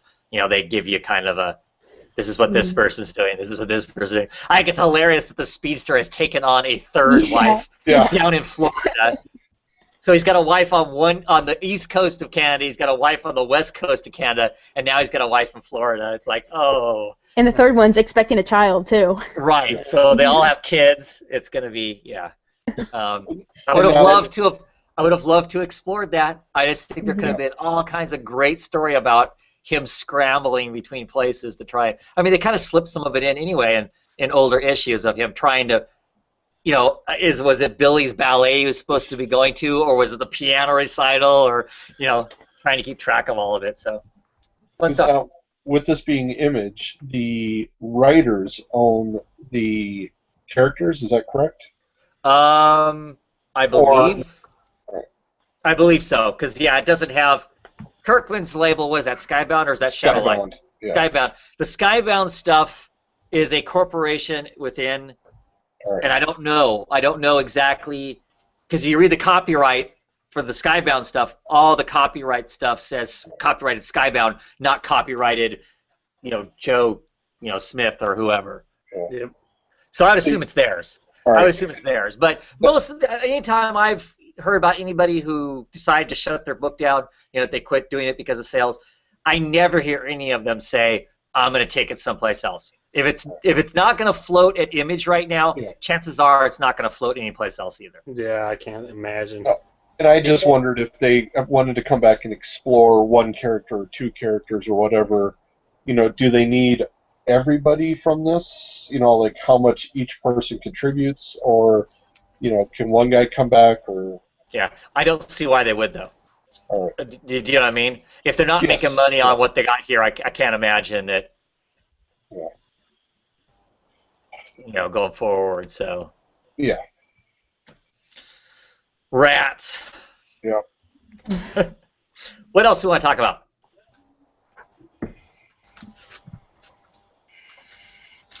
What do you got, Brandon? You want to talk about Tokyo Ghost? Sure. Oh. Let's talk Tokyo Ghost. CDC. I don't have the pink cover. Why not? Did we all get this book? So I'm the only one who didn't get the pink. I'm the only one who didn't get the pink cover, huh? Okay. You gotta get the pink cover. Why? Because it's pink. Clearly. Well, with mine, it looks like everybody that pulled it got the black cover, and all that was on the shelf was the pink. So. Okay. So, where do we want to begin with this? Who wants to talk first? Oh, I will. I felt it was it reminded me a lot of some of the new Judge Dredd that I've been reading. Really? It was one of the instant things that pulled a mind with me, with the hard motorcycle riding, the post-apocalyptic kind of thoughts. I mean, at first that was what it was registering to me on some level, and then of course the characters got deeper and the world got deeper than what I've seen in some of my Dredd. So. I didn't think the world was that deep. All right. It was a drive-through 1970s Central not Central Park, Times Square, right? I mean, because everything in the background is one level of porn or another, right? Okay, yeah. Now I say that not that I'm not excited by the book. I mean, I'm curious to see what's next, but I'm curious to see what's next because I read the back matter at the end of All it. right. Yeah, and I guess More so than this issue was gripping. Love the art. Sean Murphy's art is amazing pants for me. I like the world because clearly I'm a depraved person and I like depraved things. So, and it is way that. And so I like it for that, but I don't have an attachment to anything. Was my only issue is to me the guy on the bike. Clearly, he's so out of it. Teddy, right? I think it's Teddy. Yeah. He's so out of it. There's nothing to him for me to go, ooh, I like him or I'm invested in what might happen to him because he's so out of it. There's nothing to be left to be invested in. I'm invested in the idea of the place more so than the book itself. Go ahead. Huh? You talking to me? Yeah, or whoever. That's the point! That's the point! You're missing the point! That's the whole point of this. It's a sci-fi comic, a legit sci-fi comic, unlike the crap that people try and pass for sci-fi. It's the world. It's the world you're supposed to be getting into, not the characters. But how much of the world do we get? Reread it. Reread it. Okay. I will. I was actually on CDC side. I thought this in one issue it built up more of a world than I thought one issue has done in a while. Yeah. I'd say the only con I had is just I think some of the speak from our villain, I guess, in this issue got a bit too much at times.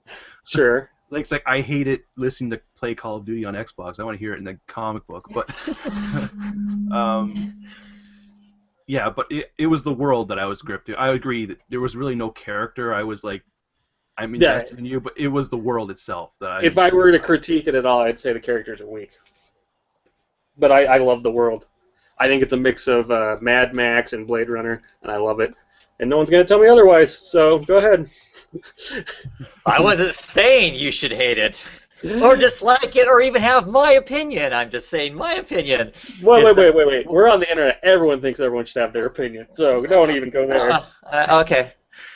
You know that's true. Just let me find the mute button, and I'll tell you you're wrong. And yes. No, I get what you're saying. I think that's valid criticism, but I think this reads more like a sci-fi book. I would also say that this does look a lot like I can picture this when they make the TV show or the movie. I can see, okay, that's where they're going to do that shot. That's where they're going to do this shot. I kind of worry that that's what this is more aimed towards. Is a cash-in that way? Ooh, I hope not. I mean, I kind of feel like Remender hasn't been doing with other books that are out there. And that's the other thing I want to say. Because it's Remender, I'm not like, I enjoyed the book. Don't get me wrong. It's not that I didn't enjoy the book. I just didn't think... The other Remender books that I have read lately have immediately gripped me as to what is going on, and this one I'm entertained. I love, I like the idea of the world and whatnot. I mean, it's a dark future. I'm all for that because that's just a palette I like. But this #1 was less gripping for me than Black Science was, than Deadly Class was, than Low was. It didn't have the same immediate punch that I went, oh wow. I got to the end of this and I went, okay. Yeah. There's going to be more issues. See, that's what's going to happen. Sure, I understand that, but it didn't feel that way though, I guess, for me. It's like I try to reach this guy and I can't. Well, that's it. Yeah. Then I read the back matter. I'm like, oh, these characters are in it again. I sincerely thought we were done. I thought this was. Oh, okay. I have no idea because I don't know. I read zero solicitations for this book. All I heard was Rick Remender and Murphy doing a book together, and I went, I'm buying it. I don't need to know what it is. I'm buying it. All right. These are creators that I wholly buy into. I'm buying the book. So I read this, and I thought we were done. I thought that was it. Whatever the next issue is going to be, I don't know what, some other weird, whatever, some other weird. Okay. But then I read it that way. I get you.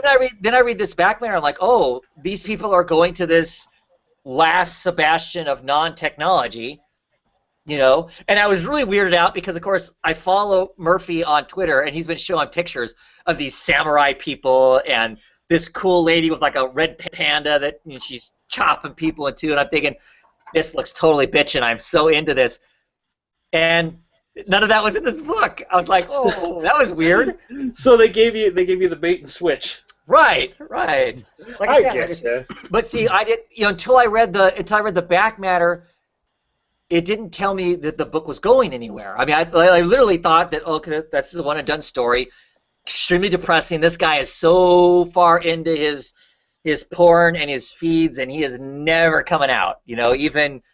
I thought that was a little too over the top criticism-wise, social criticism-wise, to be blatantly honest. But yeah, I get it. That's probably where the future is heading, to be honest. But no idea what you're talking about. Yeah. No, seriously, I'm one of the few people that's not like that in the world. I swear. This isn't a dining utensil. You don't have this set next to your plate while you're eating dinner. No. Wow. It's sitting in another room right now. Want to know why? Because I'm doing this.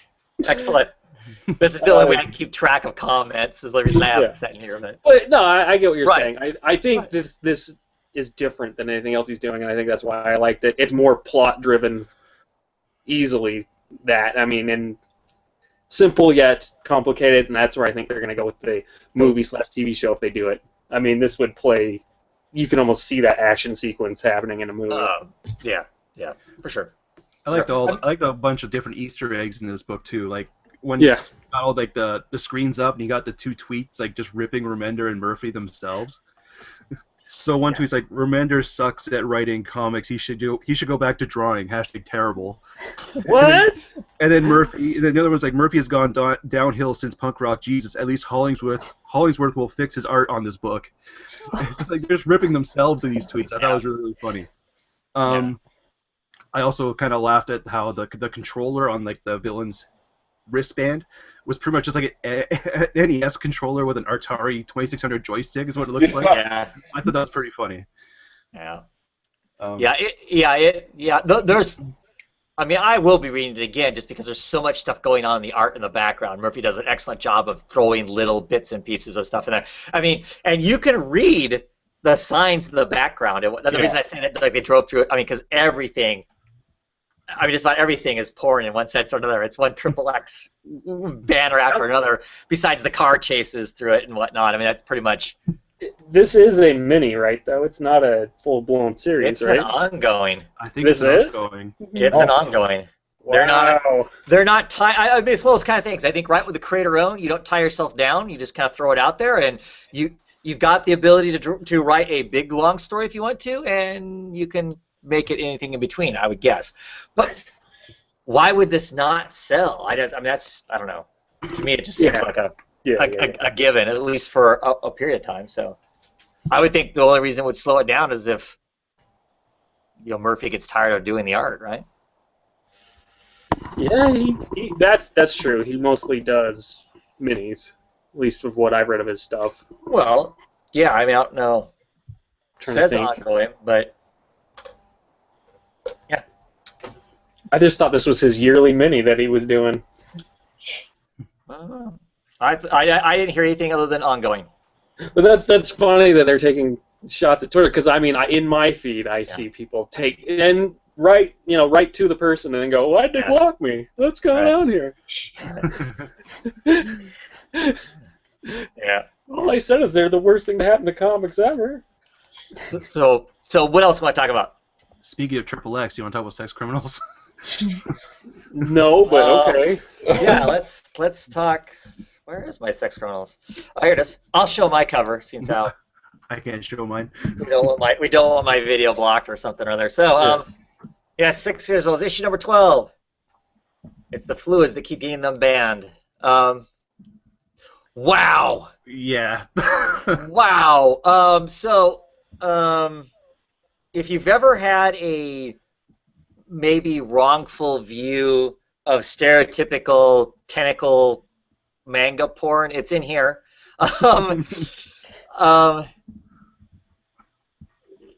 Yeah, I don't know. There's hard chunks this weekend. At any rate, our main characters have found another person who, of course, goes into, when they orgasm, they're in their own special world too. They're kind of running around trying to find as many people as they can to band together, because, of course, the sex police are harassing them so much that maybe they're going to harass everybody else. So man. Yeah, they come upon this guy, and he's in his moment, and his moment is... He creates semen demons. Yes. Well, That's literally what it says. Siemens. Yeah, they call it a semen demon, yeah. But it is like if you took Sailor Moon and gave her a bunch of nasty tentacles underneath her dress, and then gave her, like, one of the eeriest potty mouths there is. Yeah. She is both very happy to see you and very titillated to see you, and at the same time wants to murder you. Is the best way I can describe the way the character is. She is frightening. And I just assume in my head she's got a kind of a high-pitched, squeaky voice, right? So do I. So did I. Okay. So it just... And I mean, so they're running from the scary semen demon. They end up in this guy's basement, and in the basement is this giant... Oh, dear God. How do you describe that? Is it an altar? It's an altar made of like dildos and blow-up dolls and I don't know what else that they crash into, and which makes the semen demon very upset. Meanwhile, while that's all going on, the sex police are trying to find out as much as they can on these two. The person in charge, who seems to be in charge. Great. I know. This is great. You're just stumbling over this. Trying to talk about this book, but if you don't have any context to it, we're just a bunch of crazy people. Yes. Well, no, like you gotta understand, like he has to leave these parts. Like there's no way to describe. Nope, I'm done. I can't talk about that part anymore. She's sleeping. She's sleeping with a therapist to get the extra stuff on these files on these people so they can know more about them. And there's like a class on sexuality is being taught. Also, we keep jumping back and forth between these different things, which has some pretty, I think, decent commentary on current society, current views on sexuality, what's normal, what's abnormal, which I think is a good juxtaposition to, of course, the giant idol in the guy's basement, to have a discussion about what's normal and what's not normal, which I thought was pretty interesting. I'm not exactly sure why they're going to this professor to ask for help. I mean, have we seen this professor before? You guys that are reading this? I don't think so. Okay. And I don't remember her name, so I'm not exactly sure why they're showing up to talk to her. But it'll be interesting to see what that is. Miss Kincaid? Yeah. I don't know. I don't think we've seen her before. Is that the same character that they interrogated before? Where they tried to have like all three of them orgasm at once? No. It's a different character? Okay. Yeah, because that's they always refer to her by her actress name. Right. Vivian V, whatever it was. Yeah. It's a different character altogether. Yeah. Yeah. And she teaches a completely different class. I mean, she teaches. Okay. I would almost want to see what someone who just read the first arc of this would think of this. Because it is so... I mean, it's the same thing, but it's so different in so many ways. That had, like... Yeah. Well, that's the thing is... Yeah, you're right. The first arc of this, the first 6 issues, right? It's charming. It has this great kind of approach, this kind of fresh approach to just sexuality and relationships and those first experiences of discovering who you are sexually and whatnot, right? And it all seems very kind of sweet. I mean, despite some of the hilarious stuff that's in there. No, like I've had those conversations. Right, that's why I could relate to it, and that's why I liked it. And of course, now we've gone from bank robbing to being assaulted with taser dildos to just all kinds of crazy stuff in the book. So, but I love it. About the time I think, okay, we've kind of hit all those notes we're about. Then I don't know. I really like this issue. This was a great issue. It's like a really compelling car crash in a lot of ways. You're just like, where can they go from here? Yeah, that whole thing with that. So it's the exact opposite of Secret Six. This is the car crash you want to see. Yeah. Yes. Well, not only that, but the characters are really strong, and you feel like each one of them is kind of an individual. The two main characters, and I think that's really well done. They both have their own kind of hang-ups about certain things that I think are realistic and grounded. The events around them are crazy, and they kind of ground you as you're reading it. And I think that's what makes it so compelling. And then we get these weird things like the dream that the obstetrician has, which he's trying to, has this girlfriend who is pretty wild and pretty experienced, and of course, so he's having these anxiety dreams, of the orgy and all that kind of. I mean, I'm curious to see where that storyline continues to go, or are we just going to get a couple pages of that? Are those couple pages just there to titillate us and remind us that we're reading sex criminals, or is there going to be some greater meaning in that? I mean, because some of this is that way. I mean, for me, the book clearly the back matter in this. I think it's awesome that people get stuff out of the letters page. The letters pages in this are almost as long as the comic book is. Yeah. And it is, people writing in with basically zero inhibitions to talk about all the crazy stuff. Some of them that write in are really funny, and some of them that write in are actually kind of serious stuff. And Chip and Matt just kind of answer it however they feel like answer it. Sometimes that is extremely tongue-in-cheek, and sometimes they're very serious about what they're talking about. I tend to avoid the back matter. It doesn't interest me as much, but But the book itself, the actual work of art itself, clearly there's some things that are thrown in there just to make us all go. Okay, there's a man in the dream sequence that's a penis. That's what he is. Yes. Well, it's a dream sequence. Come on. I've never had that dream. You haven't? No. Well, clearly you don't have the same anxieties that guy does. But I will say that I think 10 years from now, this might be the comic that people will go back and go, okay, that was breaking new ground over here. I mean, there is those kind of comics out there, and it depends on your shop. There is that section, but this is kind of crossing between the two really well. Yeah. You would recommend it to someone that you probably... I've never read those kind of comics. Like, we don't have that section. But I would imagine this would fit comfortably there, and it fits comfortably in the main, image area too. Mm-hmm. So, are we done? Yeah, 12 issues. Amazing. Yeah, I think we're done. Yeah. I think there's a lot of reasons I enjoy the book and whatnot. It's really hard to talk about clearly as I try to describe the plot of that that issue alone. I don't know. Can I? Just trying to think if I can. No. Just trying to think if I could show.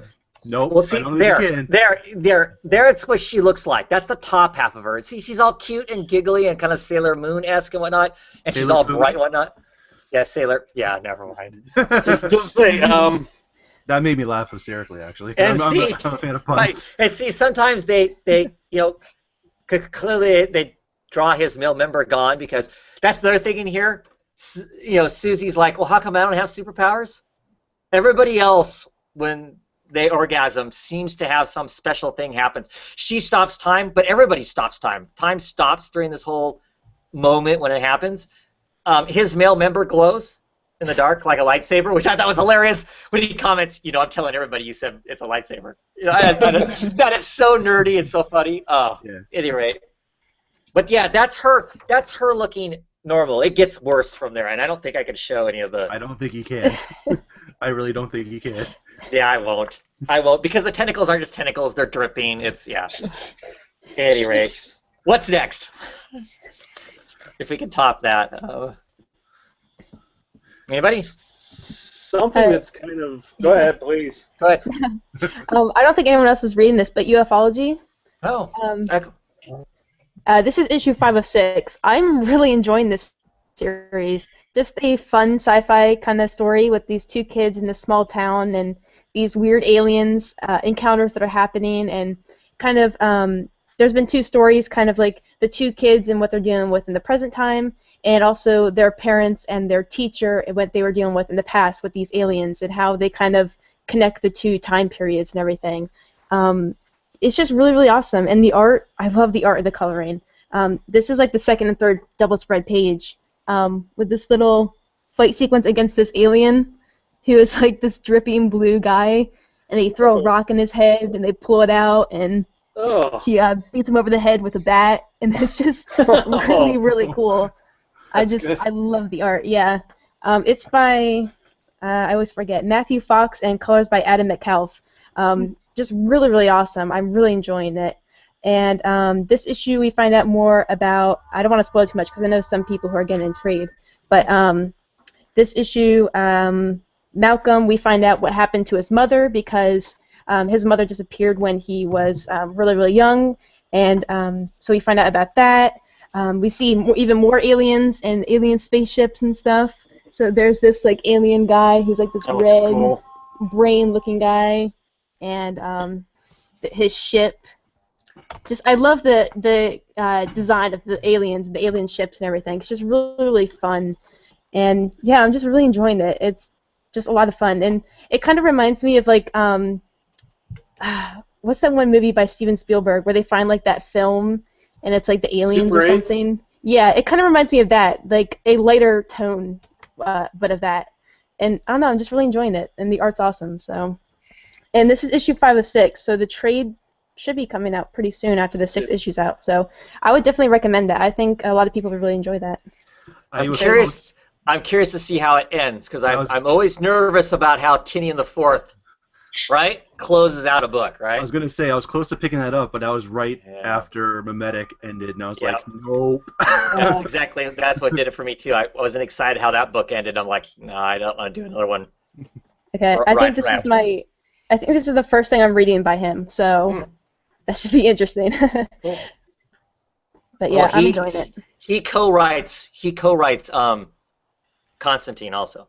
Oh, okay, yeah, that's right. Okay, yeah.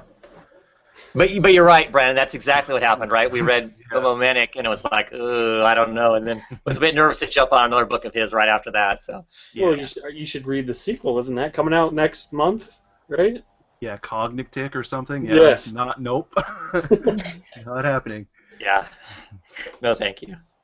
Okay, what else? Mike, did you pick up this? Did you pick up Beauty? No. Good for you. I didn't like this. It's just I don't know. The the initial concept I really, really enjoyed, but it just felt like a lot of the plot elements in this were just, I've seen this before so many times. It's like, oh, the government knew about this disease, it's covering it up, and it's like, I just lost interest in this book when I was reading it. I don't know. This is issue 2. Yeah. Talk about losing interest. Yeah, I did pick up the first issue. It just fell out of my mind for this one. Well. Yeah, I know. The first issue didn't grab. I like the concept, but I didn't like the execution of issue 1. And then this one, I was reading it, and I was just like, it's not grabbing me. I picked this up because of the Ben Templesmith cover. That's the cover is gorgeous. The cover is amazing, so I'm like, I'm happy to own it. But the story itself, just not my thing, unfortunately. Yeah. Well, it's not for everybody. It's not for me either, probably. It felt, I would 100% agree that the concept is interesting, but it feels like they are relying on the concept to kind of pull you in and then cliches for the rest. Yeah. I kind of knew what was going to happen 2 pages in. Yeah. The minute they started really pulling it out, like displaying it for you, I was like, okay. I mean, they do have a nice little...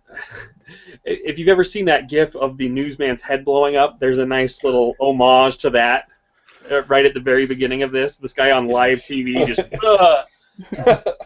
And to be honest, after I read that, that was probably the most memorable thing in this issue. Kinda, yeah, pretty much. I mean, go ahead. Sorry.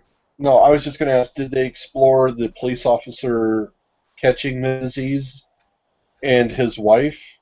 Because it was like at the end of the first issue, all of a sudden it looks like that he's caught the disease from somebody, and he alluded that maybe his wife has it, or maybe she doesn't, and that he may be sleeping instead with his partner who has it. Did they touch on that?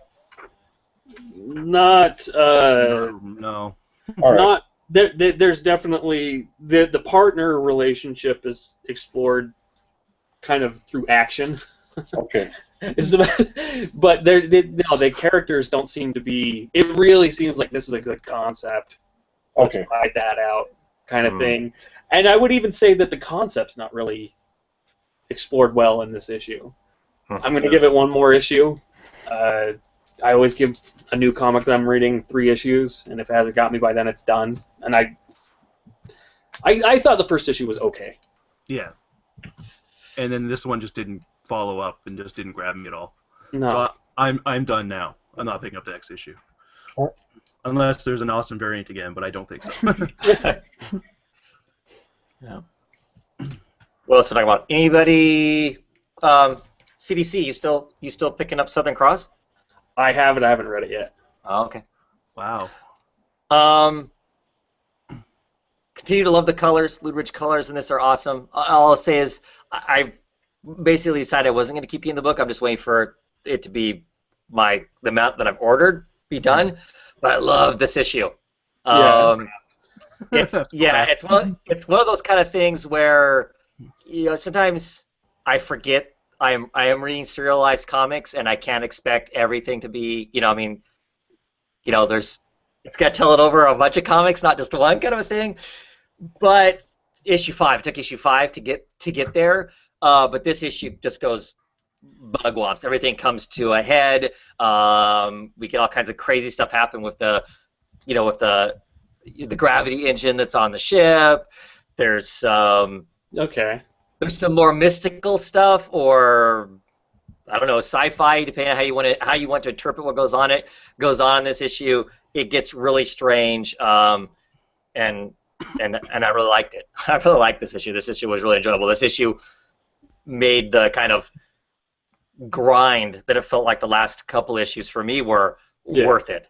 It paid off. It paid off here. Excited to see what's next, what's after this, because some of the characters take a trip in this, and I'm curious to see what comes out the other side of it. So I think I dropped it at 3 or 4, so now I have I dropped it at like 3. so now I have to get Southern Cross and Paybacks. Okay, making a list. and I don't know, was this intended to be an ongoing? I don't know, like. That's why I continued to pick it up, because I thought it was going to be just a mini. Yeah, but I'm wrong all day today, so. I don't know. I mean, because it feels like issue 6 they could. I mean, wrap it all up. Yeah, crazy stuff happens in this issue, and I don't. The next issue could wrap it all up, or it could set up a bigger, grander thing that's going to come next. I just don't know which it's going to be. And if it's going to wrap it up, I definitely want to make sure I get the next issue, so I have the whole story, because I'm curious, like I said, to see what happens next. I don't know that I'm so excited to want to go on another journey where I'm going to get 3 or 4 issues of the grind to get the next bang. I don't know, though, because I know people who this is about the time I jumped off of Gotham Academy too, and after I jumped off of it, everybody said, you should have kept going, because that's when it really hit its stride. I just don't know if Cloonan needs this many issues to really hit that stride of what's going on in the way she plots her stuff. And from now on, it's going to be this really fluid, cool thing. I don't know. But hard to know. Hard to know on that. But like I said, that issue was enjoyable, made it worth the issues before. As I was kind of like, I didn't hate the book, it just wasn't really doing anything. So, yeah. What else? Issue 17, Manifest Destiny. Oh, wow. It is picked up and it is going again now. They start talking about Collins, who is a soldier, and it's great because they really start doing the things they need to do again. They make you feel for it. I mean, they show him at the orphanage. And as he grows up, people kept calling him different other names like Cullens, and he keeps correcting them, showing that he's got this thing where it's almost like, yeah, I know nobody's gonna get my name right. Nobody cares about me. I get kicked around all the time. So he volunteers to climb up inside the arch, and it's the reappearing arch that we keep seeing throughout. It's the St. Louis arch, and then it was made of bone, and now this one is made of like hard dung, and it's where this creature is, and they got a blue bird bear that's going with this guy, and they're climbing in there, and they have to kill the creature. Well, when they come across the creature, you finally get this picture here. Whoa. And the head is of the person that's killed, not the creature, but it's eating out like the brain in that, and so its tongue is flopping out with it. Yeah. Oh. So it's like a giant bat-like creature, and basically, Lewis and Clark are all ready to give up on him, and it's just been great. I mean, they make me care about these people. It creates a struggle of survival again. But there was like 3 or 4 issues before this, and it was just starting to drag. And some of these survival books are like that. They need to keep remembering that you have to keep reminding us why we care. And this one did. This one got everything going again, and it's been very exciting. So it made me happy. I mean, this is what started my pull list, and and it's gotten to the point where I'm happy again with it. So I would still recommend people read it. Probably in trade it will go faster in those slower spots. But of course, we always say buy the singles, especially for the independents. So, yep, happy with it. Again, I'm cool. Back into that relationship. That Peniel guard is still with them, though, right? Yes, yeah, the guy you want to die. At first, because they were talking about something horrible in this person, when I saw the orphanage, and I saw him getting basically kind of kicked around, I'm like, oh, is it going to be the prisoner? And I'm like, oh no, it's the guy who volunteered to go into the tough zone, so that's why you care about him. So yeah, there's this weird ongoing thing that if Travis doesn't like a character, they are invulnerable. I know. It's horrible. Why that is. Horrible. So if you like a character, just somehow manipulate him into hating the character. Right. He'll stick around. And that character is golden. Yeah. They are. And that's the thing. I'm sure the payoff will be at the end when they get to the end of this trip. He's gonna bite it. So they're gonna get to the West Coast. He's gonna go running into the ocean there in Astoria, and like something's just gonna take him off at the lake. Yeah, shark, big sea monster. Megalodon come up and eat him. Yeah. Yeah. In this issue, they also do explore Sacagawea a little bit more about her training when she was younger. So it is good that they're feeding back into that. She's in a fever dream right now. So. Cool. Anybody reading the Fade Out? No. Issue 9? No, just me. I'm not that cool. Oh, so this is issue 9. This is the beginning of the last act. It ends at 12, which I guess some people were kind of either upset or shocked by whatnot. These guys don't write big, long stories. Really, Fatale was kind of an abnormal kind of a thing for them to do, for it to go as long as what it did. Not to say that they don't write the characters again in another story down the road, but usually it's 6 issues is typically for them. So this is written in 3 acts, and this is the start of the 3rd act, and this is a great issue. You kind of get there's a lot of rubs between these 2 writer characters in this, and we get to find out why. We get to find out the history between these 2 guys and why there's been this tension between them. Clearly they used to be friends at one point. They're still friends, but obviously some stuff's gone on between them to make them uncomfortable friends, but still there's friends. There's some tension. Right. Well, yeah, some things like people sleeping with people that they shouldn't have, and some of that stuff that goes on in it and whatnot. Things are really heating up as far as the whole murder that went on in the very first issue. Wilmar's still in the chair. And they're trying to solved that. They've lit a fire under some of the big execs at some of these movie studios. So either things are going to go really well for them, they're going to find out what's going on, or the goons from these studios are going to find out that they're the ones that they're fake blackmailing some of the bosses to try and, because they figure if they fake blackmail these bosses, they'll run to wherever the dark secrets are hidden to make sure the secrets are still hidden. And then they can really go and get it. And okay.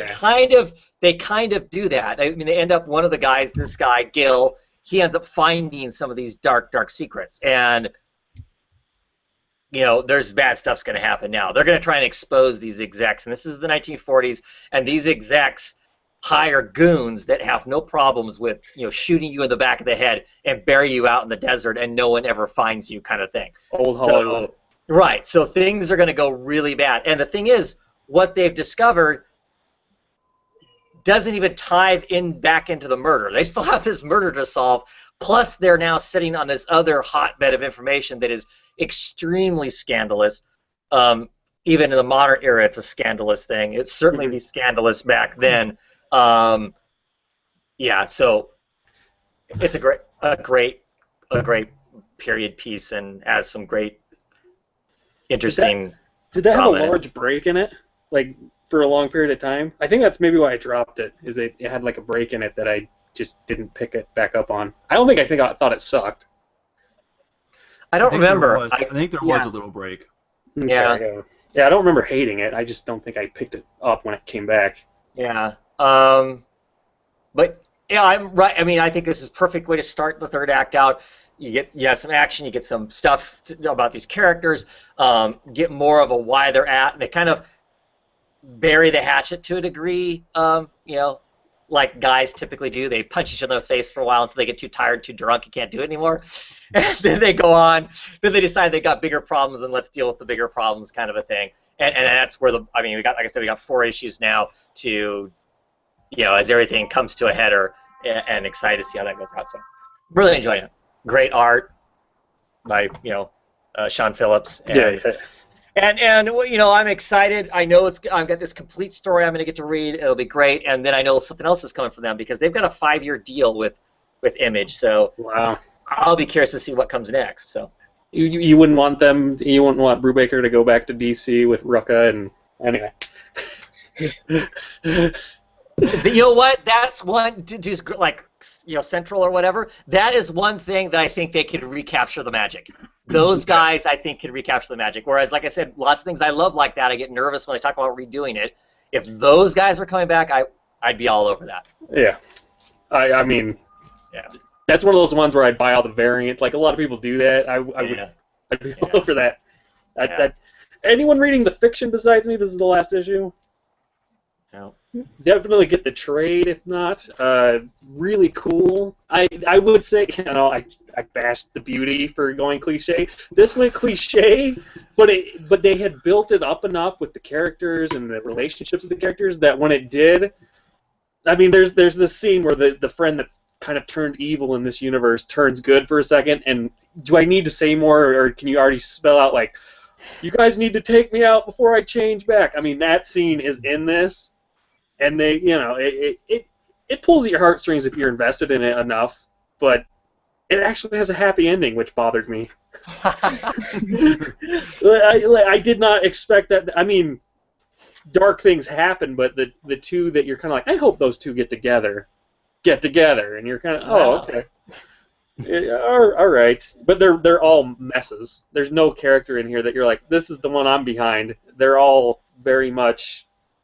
You're like, that's kind of awful. Why'd they do that throughout the whole thing?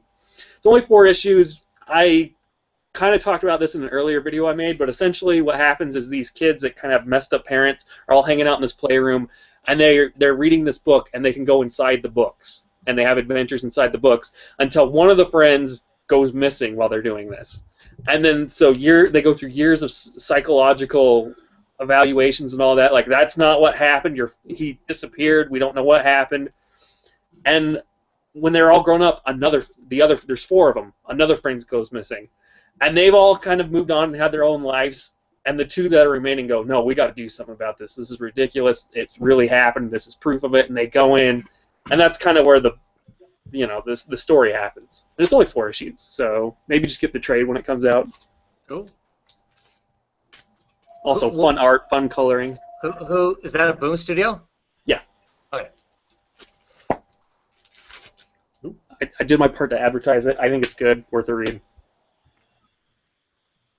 I hummed and hawed about putting it on my poll. And just, I don't know, for what reason, decided it was not the month to get it. So I'll check it out and trade.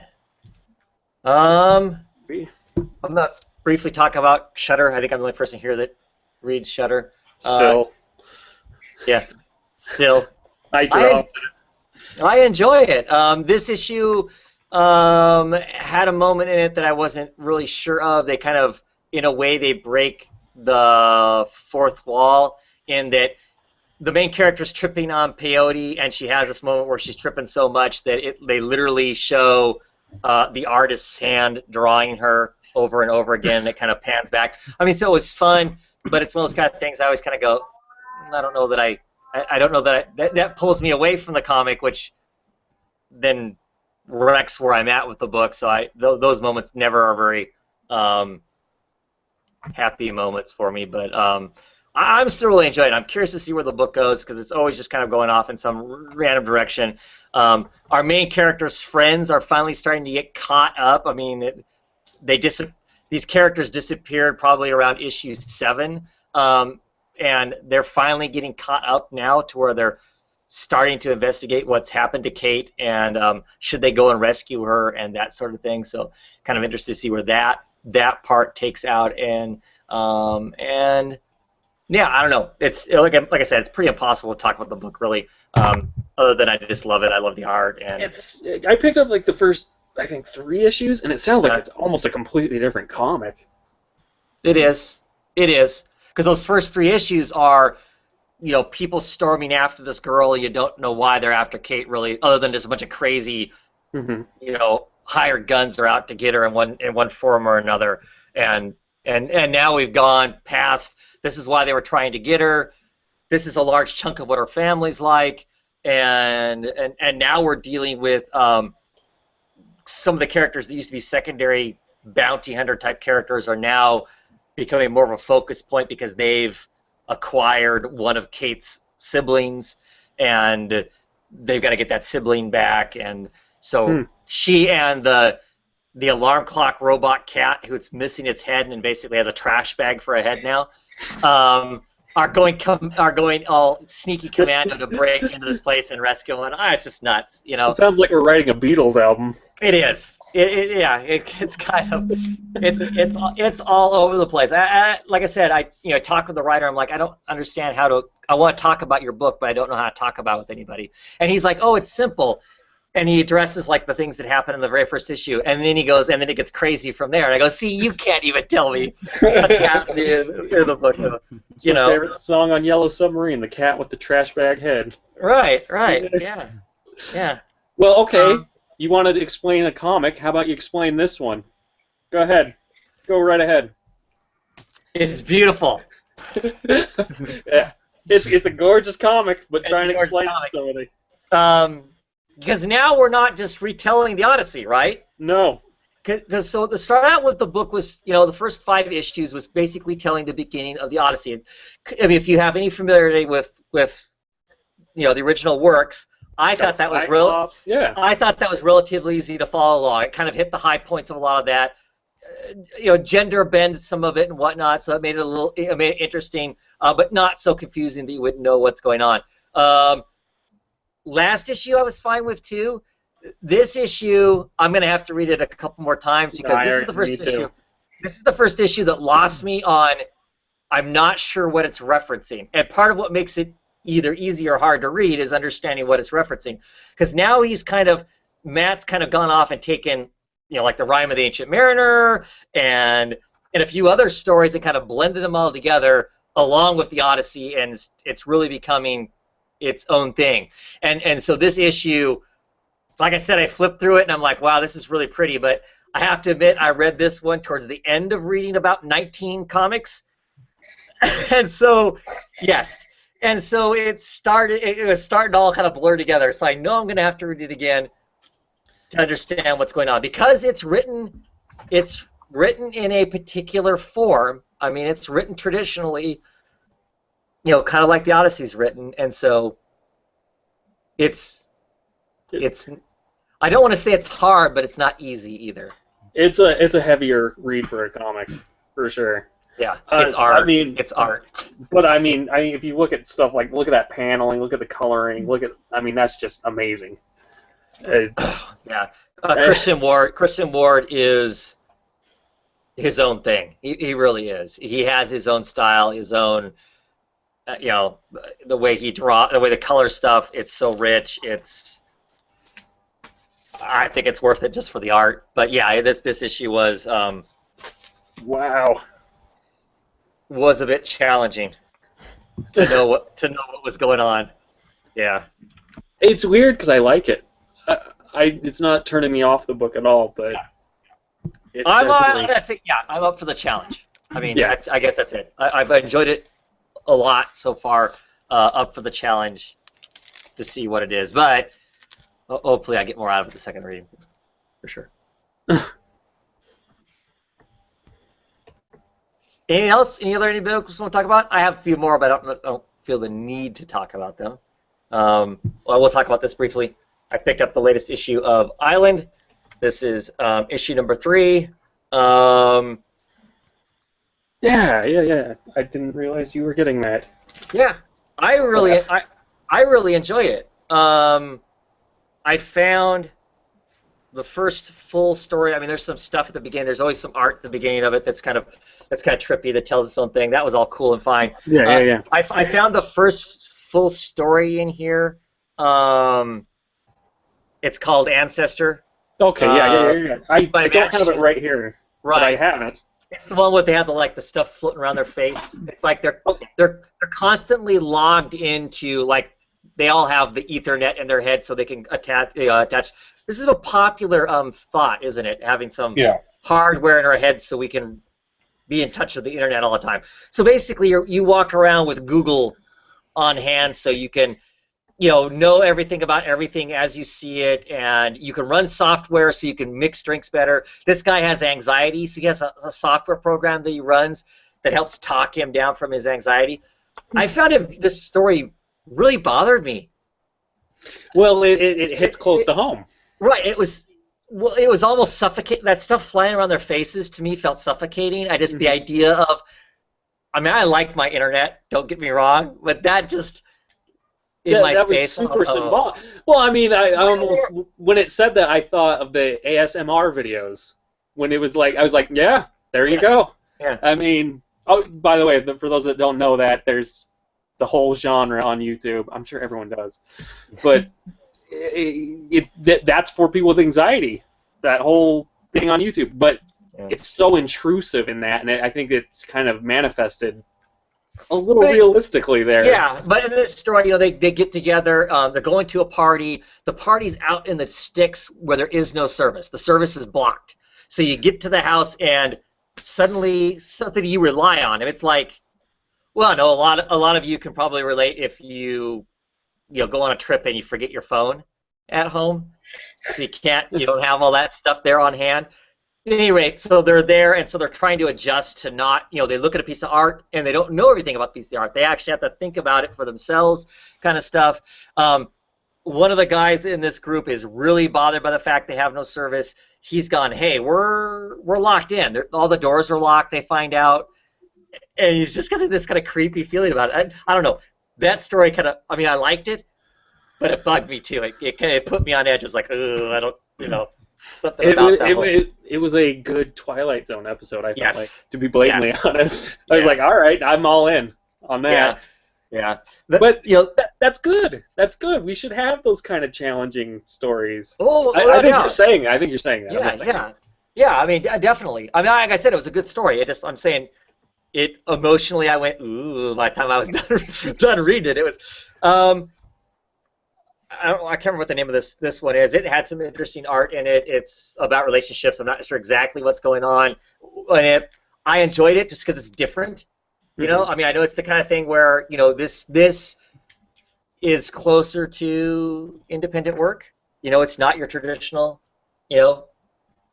what most people, when they say comic books, this is not what they think about. Unless you read a lot of, if you read a lot of bio comics, that are like blankets and stuff like that. This isn't that unfamiliar of art styles because they don't use the traditional, teller. This story I didn't enjoy just because I had a hard time reading it. It felt like I was looking at a neon sign. Yeah, I physically had a hard time reading it just because of the color palettes that was in it and stuff. So I didn't get much out of that story. The mermaid story in this I thought was creepy and amazing, or the sea witch thing. But don't you think we need more anthology-style comics? That's something that's not around as much. Like DC Comics Presents was kind of one. Oh, sorry, flashing people. You saw our seashells. I'm sorry. I loved it. I love anthology books. Yeah. I'm a big pro anthology, but this has no words in it. It's just some lady dumps into the water and slowly becomes something I can't show. And this last story, Don't Talk So Much, I really liked it too. It felt like we started out in the middle of a story, and at the start I was like, wait a second, I feel like I missed something. Yeah. Basically, clearly, it's these two hikers, campers. They're out, and the guy has fallen. I mean, and he's clearly severely injured, like can't move, bleeding, kind of thing. And it's just kind of their relationship, like they've known each other for a long time, and they're hoping to get rescued, but they're not going to get rescued because their beacon is broken, and it's just them kind of talking. I like it because it has great character moments because the stuff they talk about in it. They felt like real people with a real conversation. Oh, you remember that time, that tree? And there's just different stuff that was in it that I really enjoyed. And I don't know, I liked it because it was different. It was different than what else was going on. I think that's what I like about the island overall, though, is you can just drop into these stories and there's no consequence because there's no issue 2. There's no. They can just wrap it all up in a nice package and deliver it to you. I mean, I think what scared people away from this is the price point, but you do get bang for your buck. Yeah. So. Yeah, I mean that is it. It is a $7.99 book. I mean and it comes out every month, and yeah. So I mean that's as far as that goes. But I dug it, and not all of these are one and done stories. I mean, some of these stories are going to show back up later on, kind of a thing. And it may not be next issue you get it, maybe 2 issues away that you get it. But I still like Square Bound. I enjoy it, and I like the way it's presented. And I like the fact that it's got just kind of off-the-wall stuff in it. It's completely different than everything else that we're typically reading somewhere else. Wait, are you saying that Image has a feel to it? Is that you can't say that? I can't? No, because then people can't feel good about themselves because they're reading indie comics. Stop it. Okay, sorry.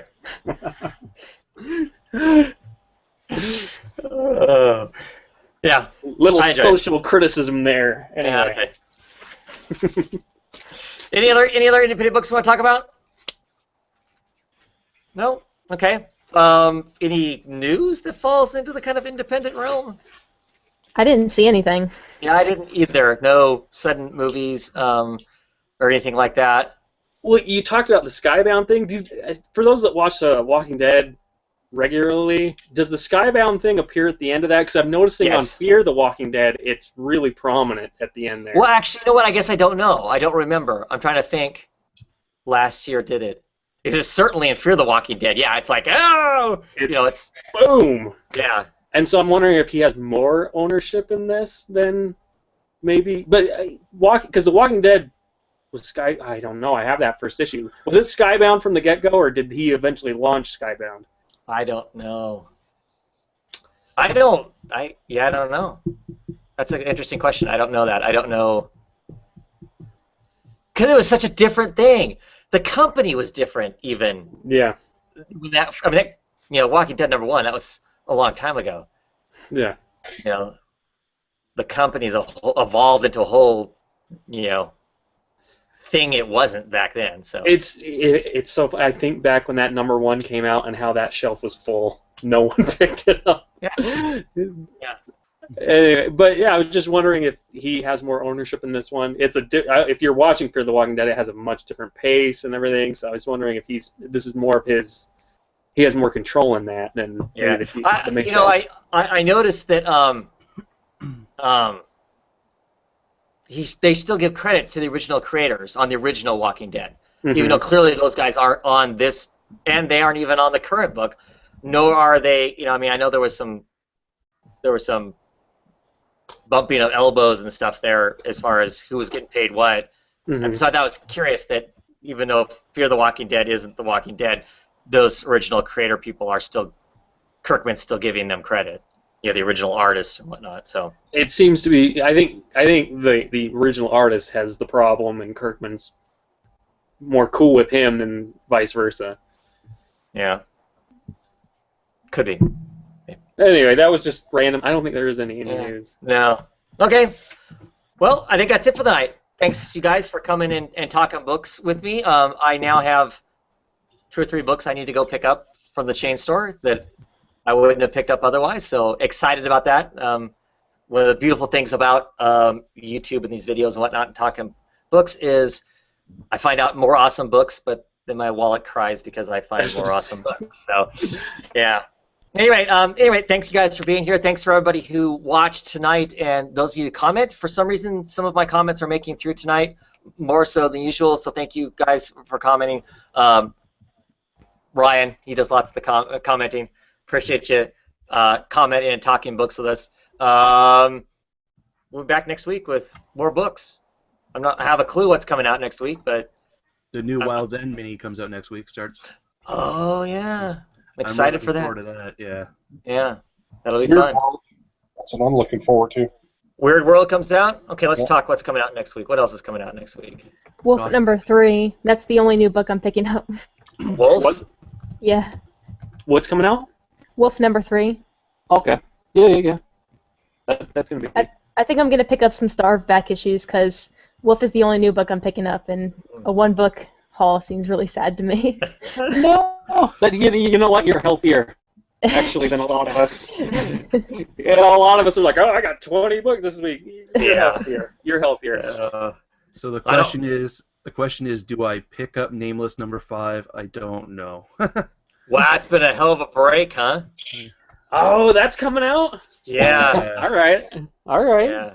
Yeah, that's pretty I'm crazy. Cool with that. I don't know if I'm picking up any DC. Let's see. Well, I'm trying to get back. Grayson. I'm reading Grayson. It's coming out. Grayson, Batgirl. I'm trying to get back into. Yeah, Batgirl. Let's see. I'm getting Just League 3000. It's coming out. So, if you're reading the Harley Quinn Power Girl, 4 comes out of 6. The last issue of Gail Simone's Red Sonja comes out. So I'm looking forward to that, as well as the last issue or the next issue of The Spire from Boom Studios. I've been really enjoying. Arcadia, yes, I'm still reading that. I'm excited. Invisible Republic is coming out again. The next arc starts of it. So and Mythic. That. We'll see Mythic if they've milked those cows. Yes, gonna milk those cows. Yes, looking forward to that. What's Marvel I'm getting? Let's see there. Am I getting any Marvel books? There's a few True Believers, the $1 reprints coming out. Princess Leia and Silk. If you're interested in those. This is gonna be another week of me getting no Marvel. Well, they're winding down Secret Wars, and I think people are starting to get the hangover, if you get what I mean. Yeah. From it. I think the enthusiasm's still there, but it's gonna eventually be like, ugh. Well, I've heard nothing but good stuff about the actual Secret Wars book itself. I mean, so I'm actually looking forward to getting that in trade when it comes out in trade, to be able to pick that up just to see what it's like on its own. Yeah. And you can't. That's where they've been genius. Is you can just read that. You can just read that tie-in. You don't have to do. I mean, Convergence did that too, but I think they've done it a lot better. Yeah. You can just drop into anything. Yeah. So. Cool. Well, look forward to it next week. At any rate, everybody out there in YouTube land, have a wonderful evening and week, whenever it is that you happen to watch this. And all of you that joined me today, thank you very much for joining me. And hopefully come back next week. Talk some more books. Yeah. Okay. Have a great one, everybody.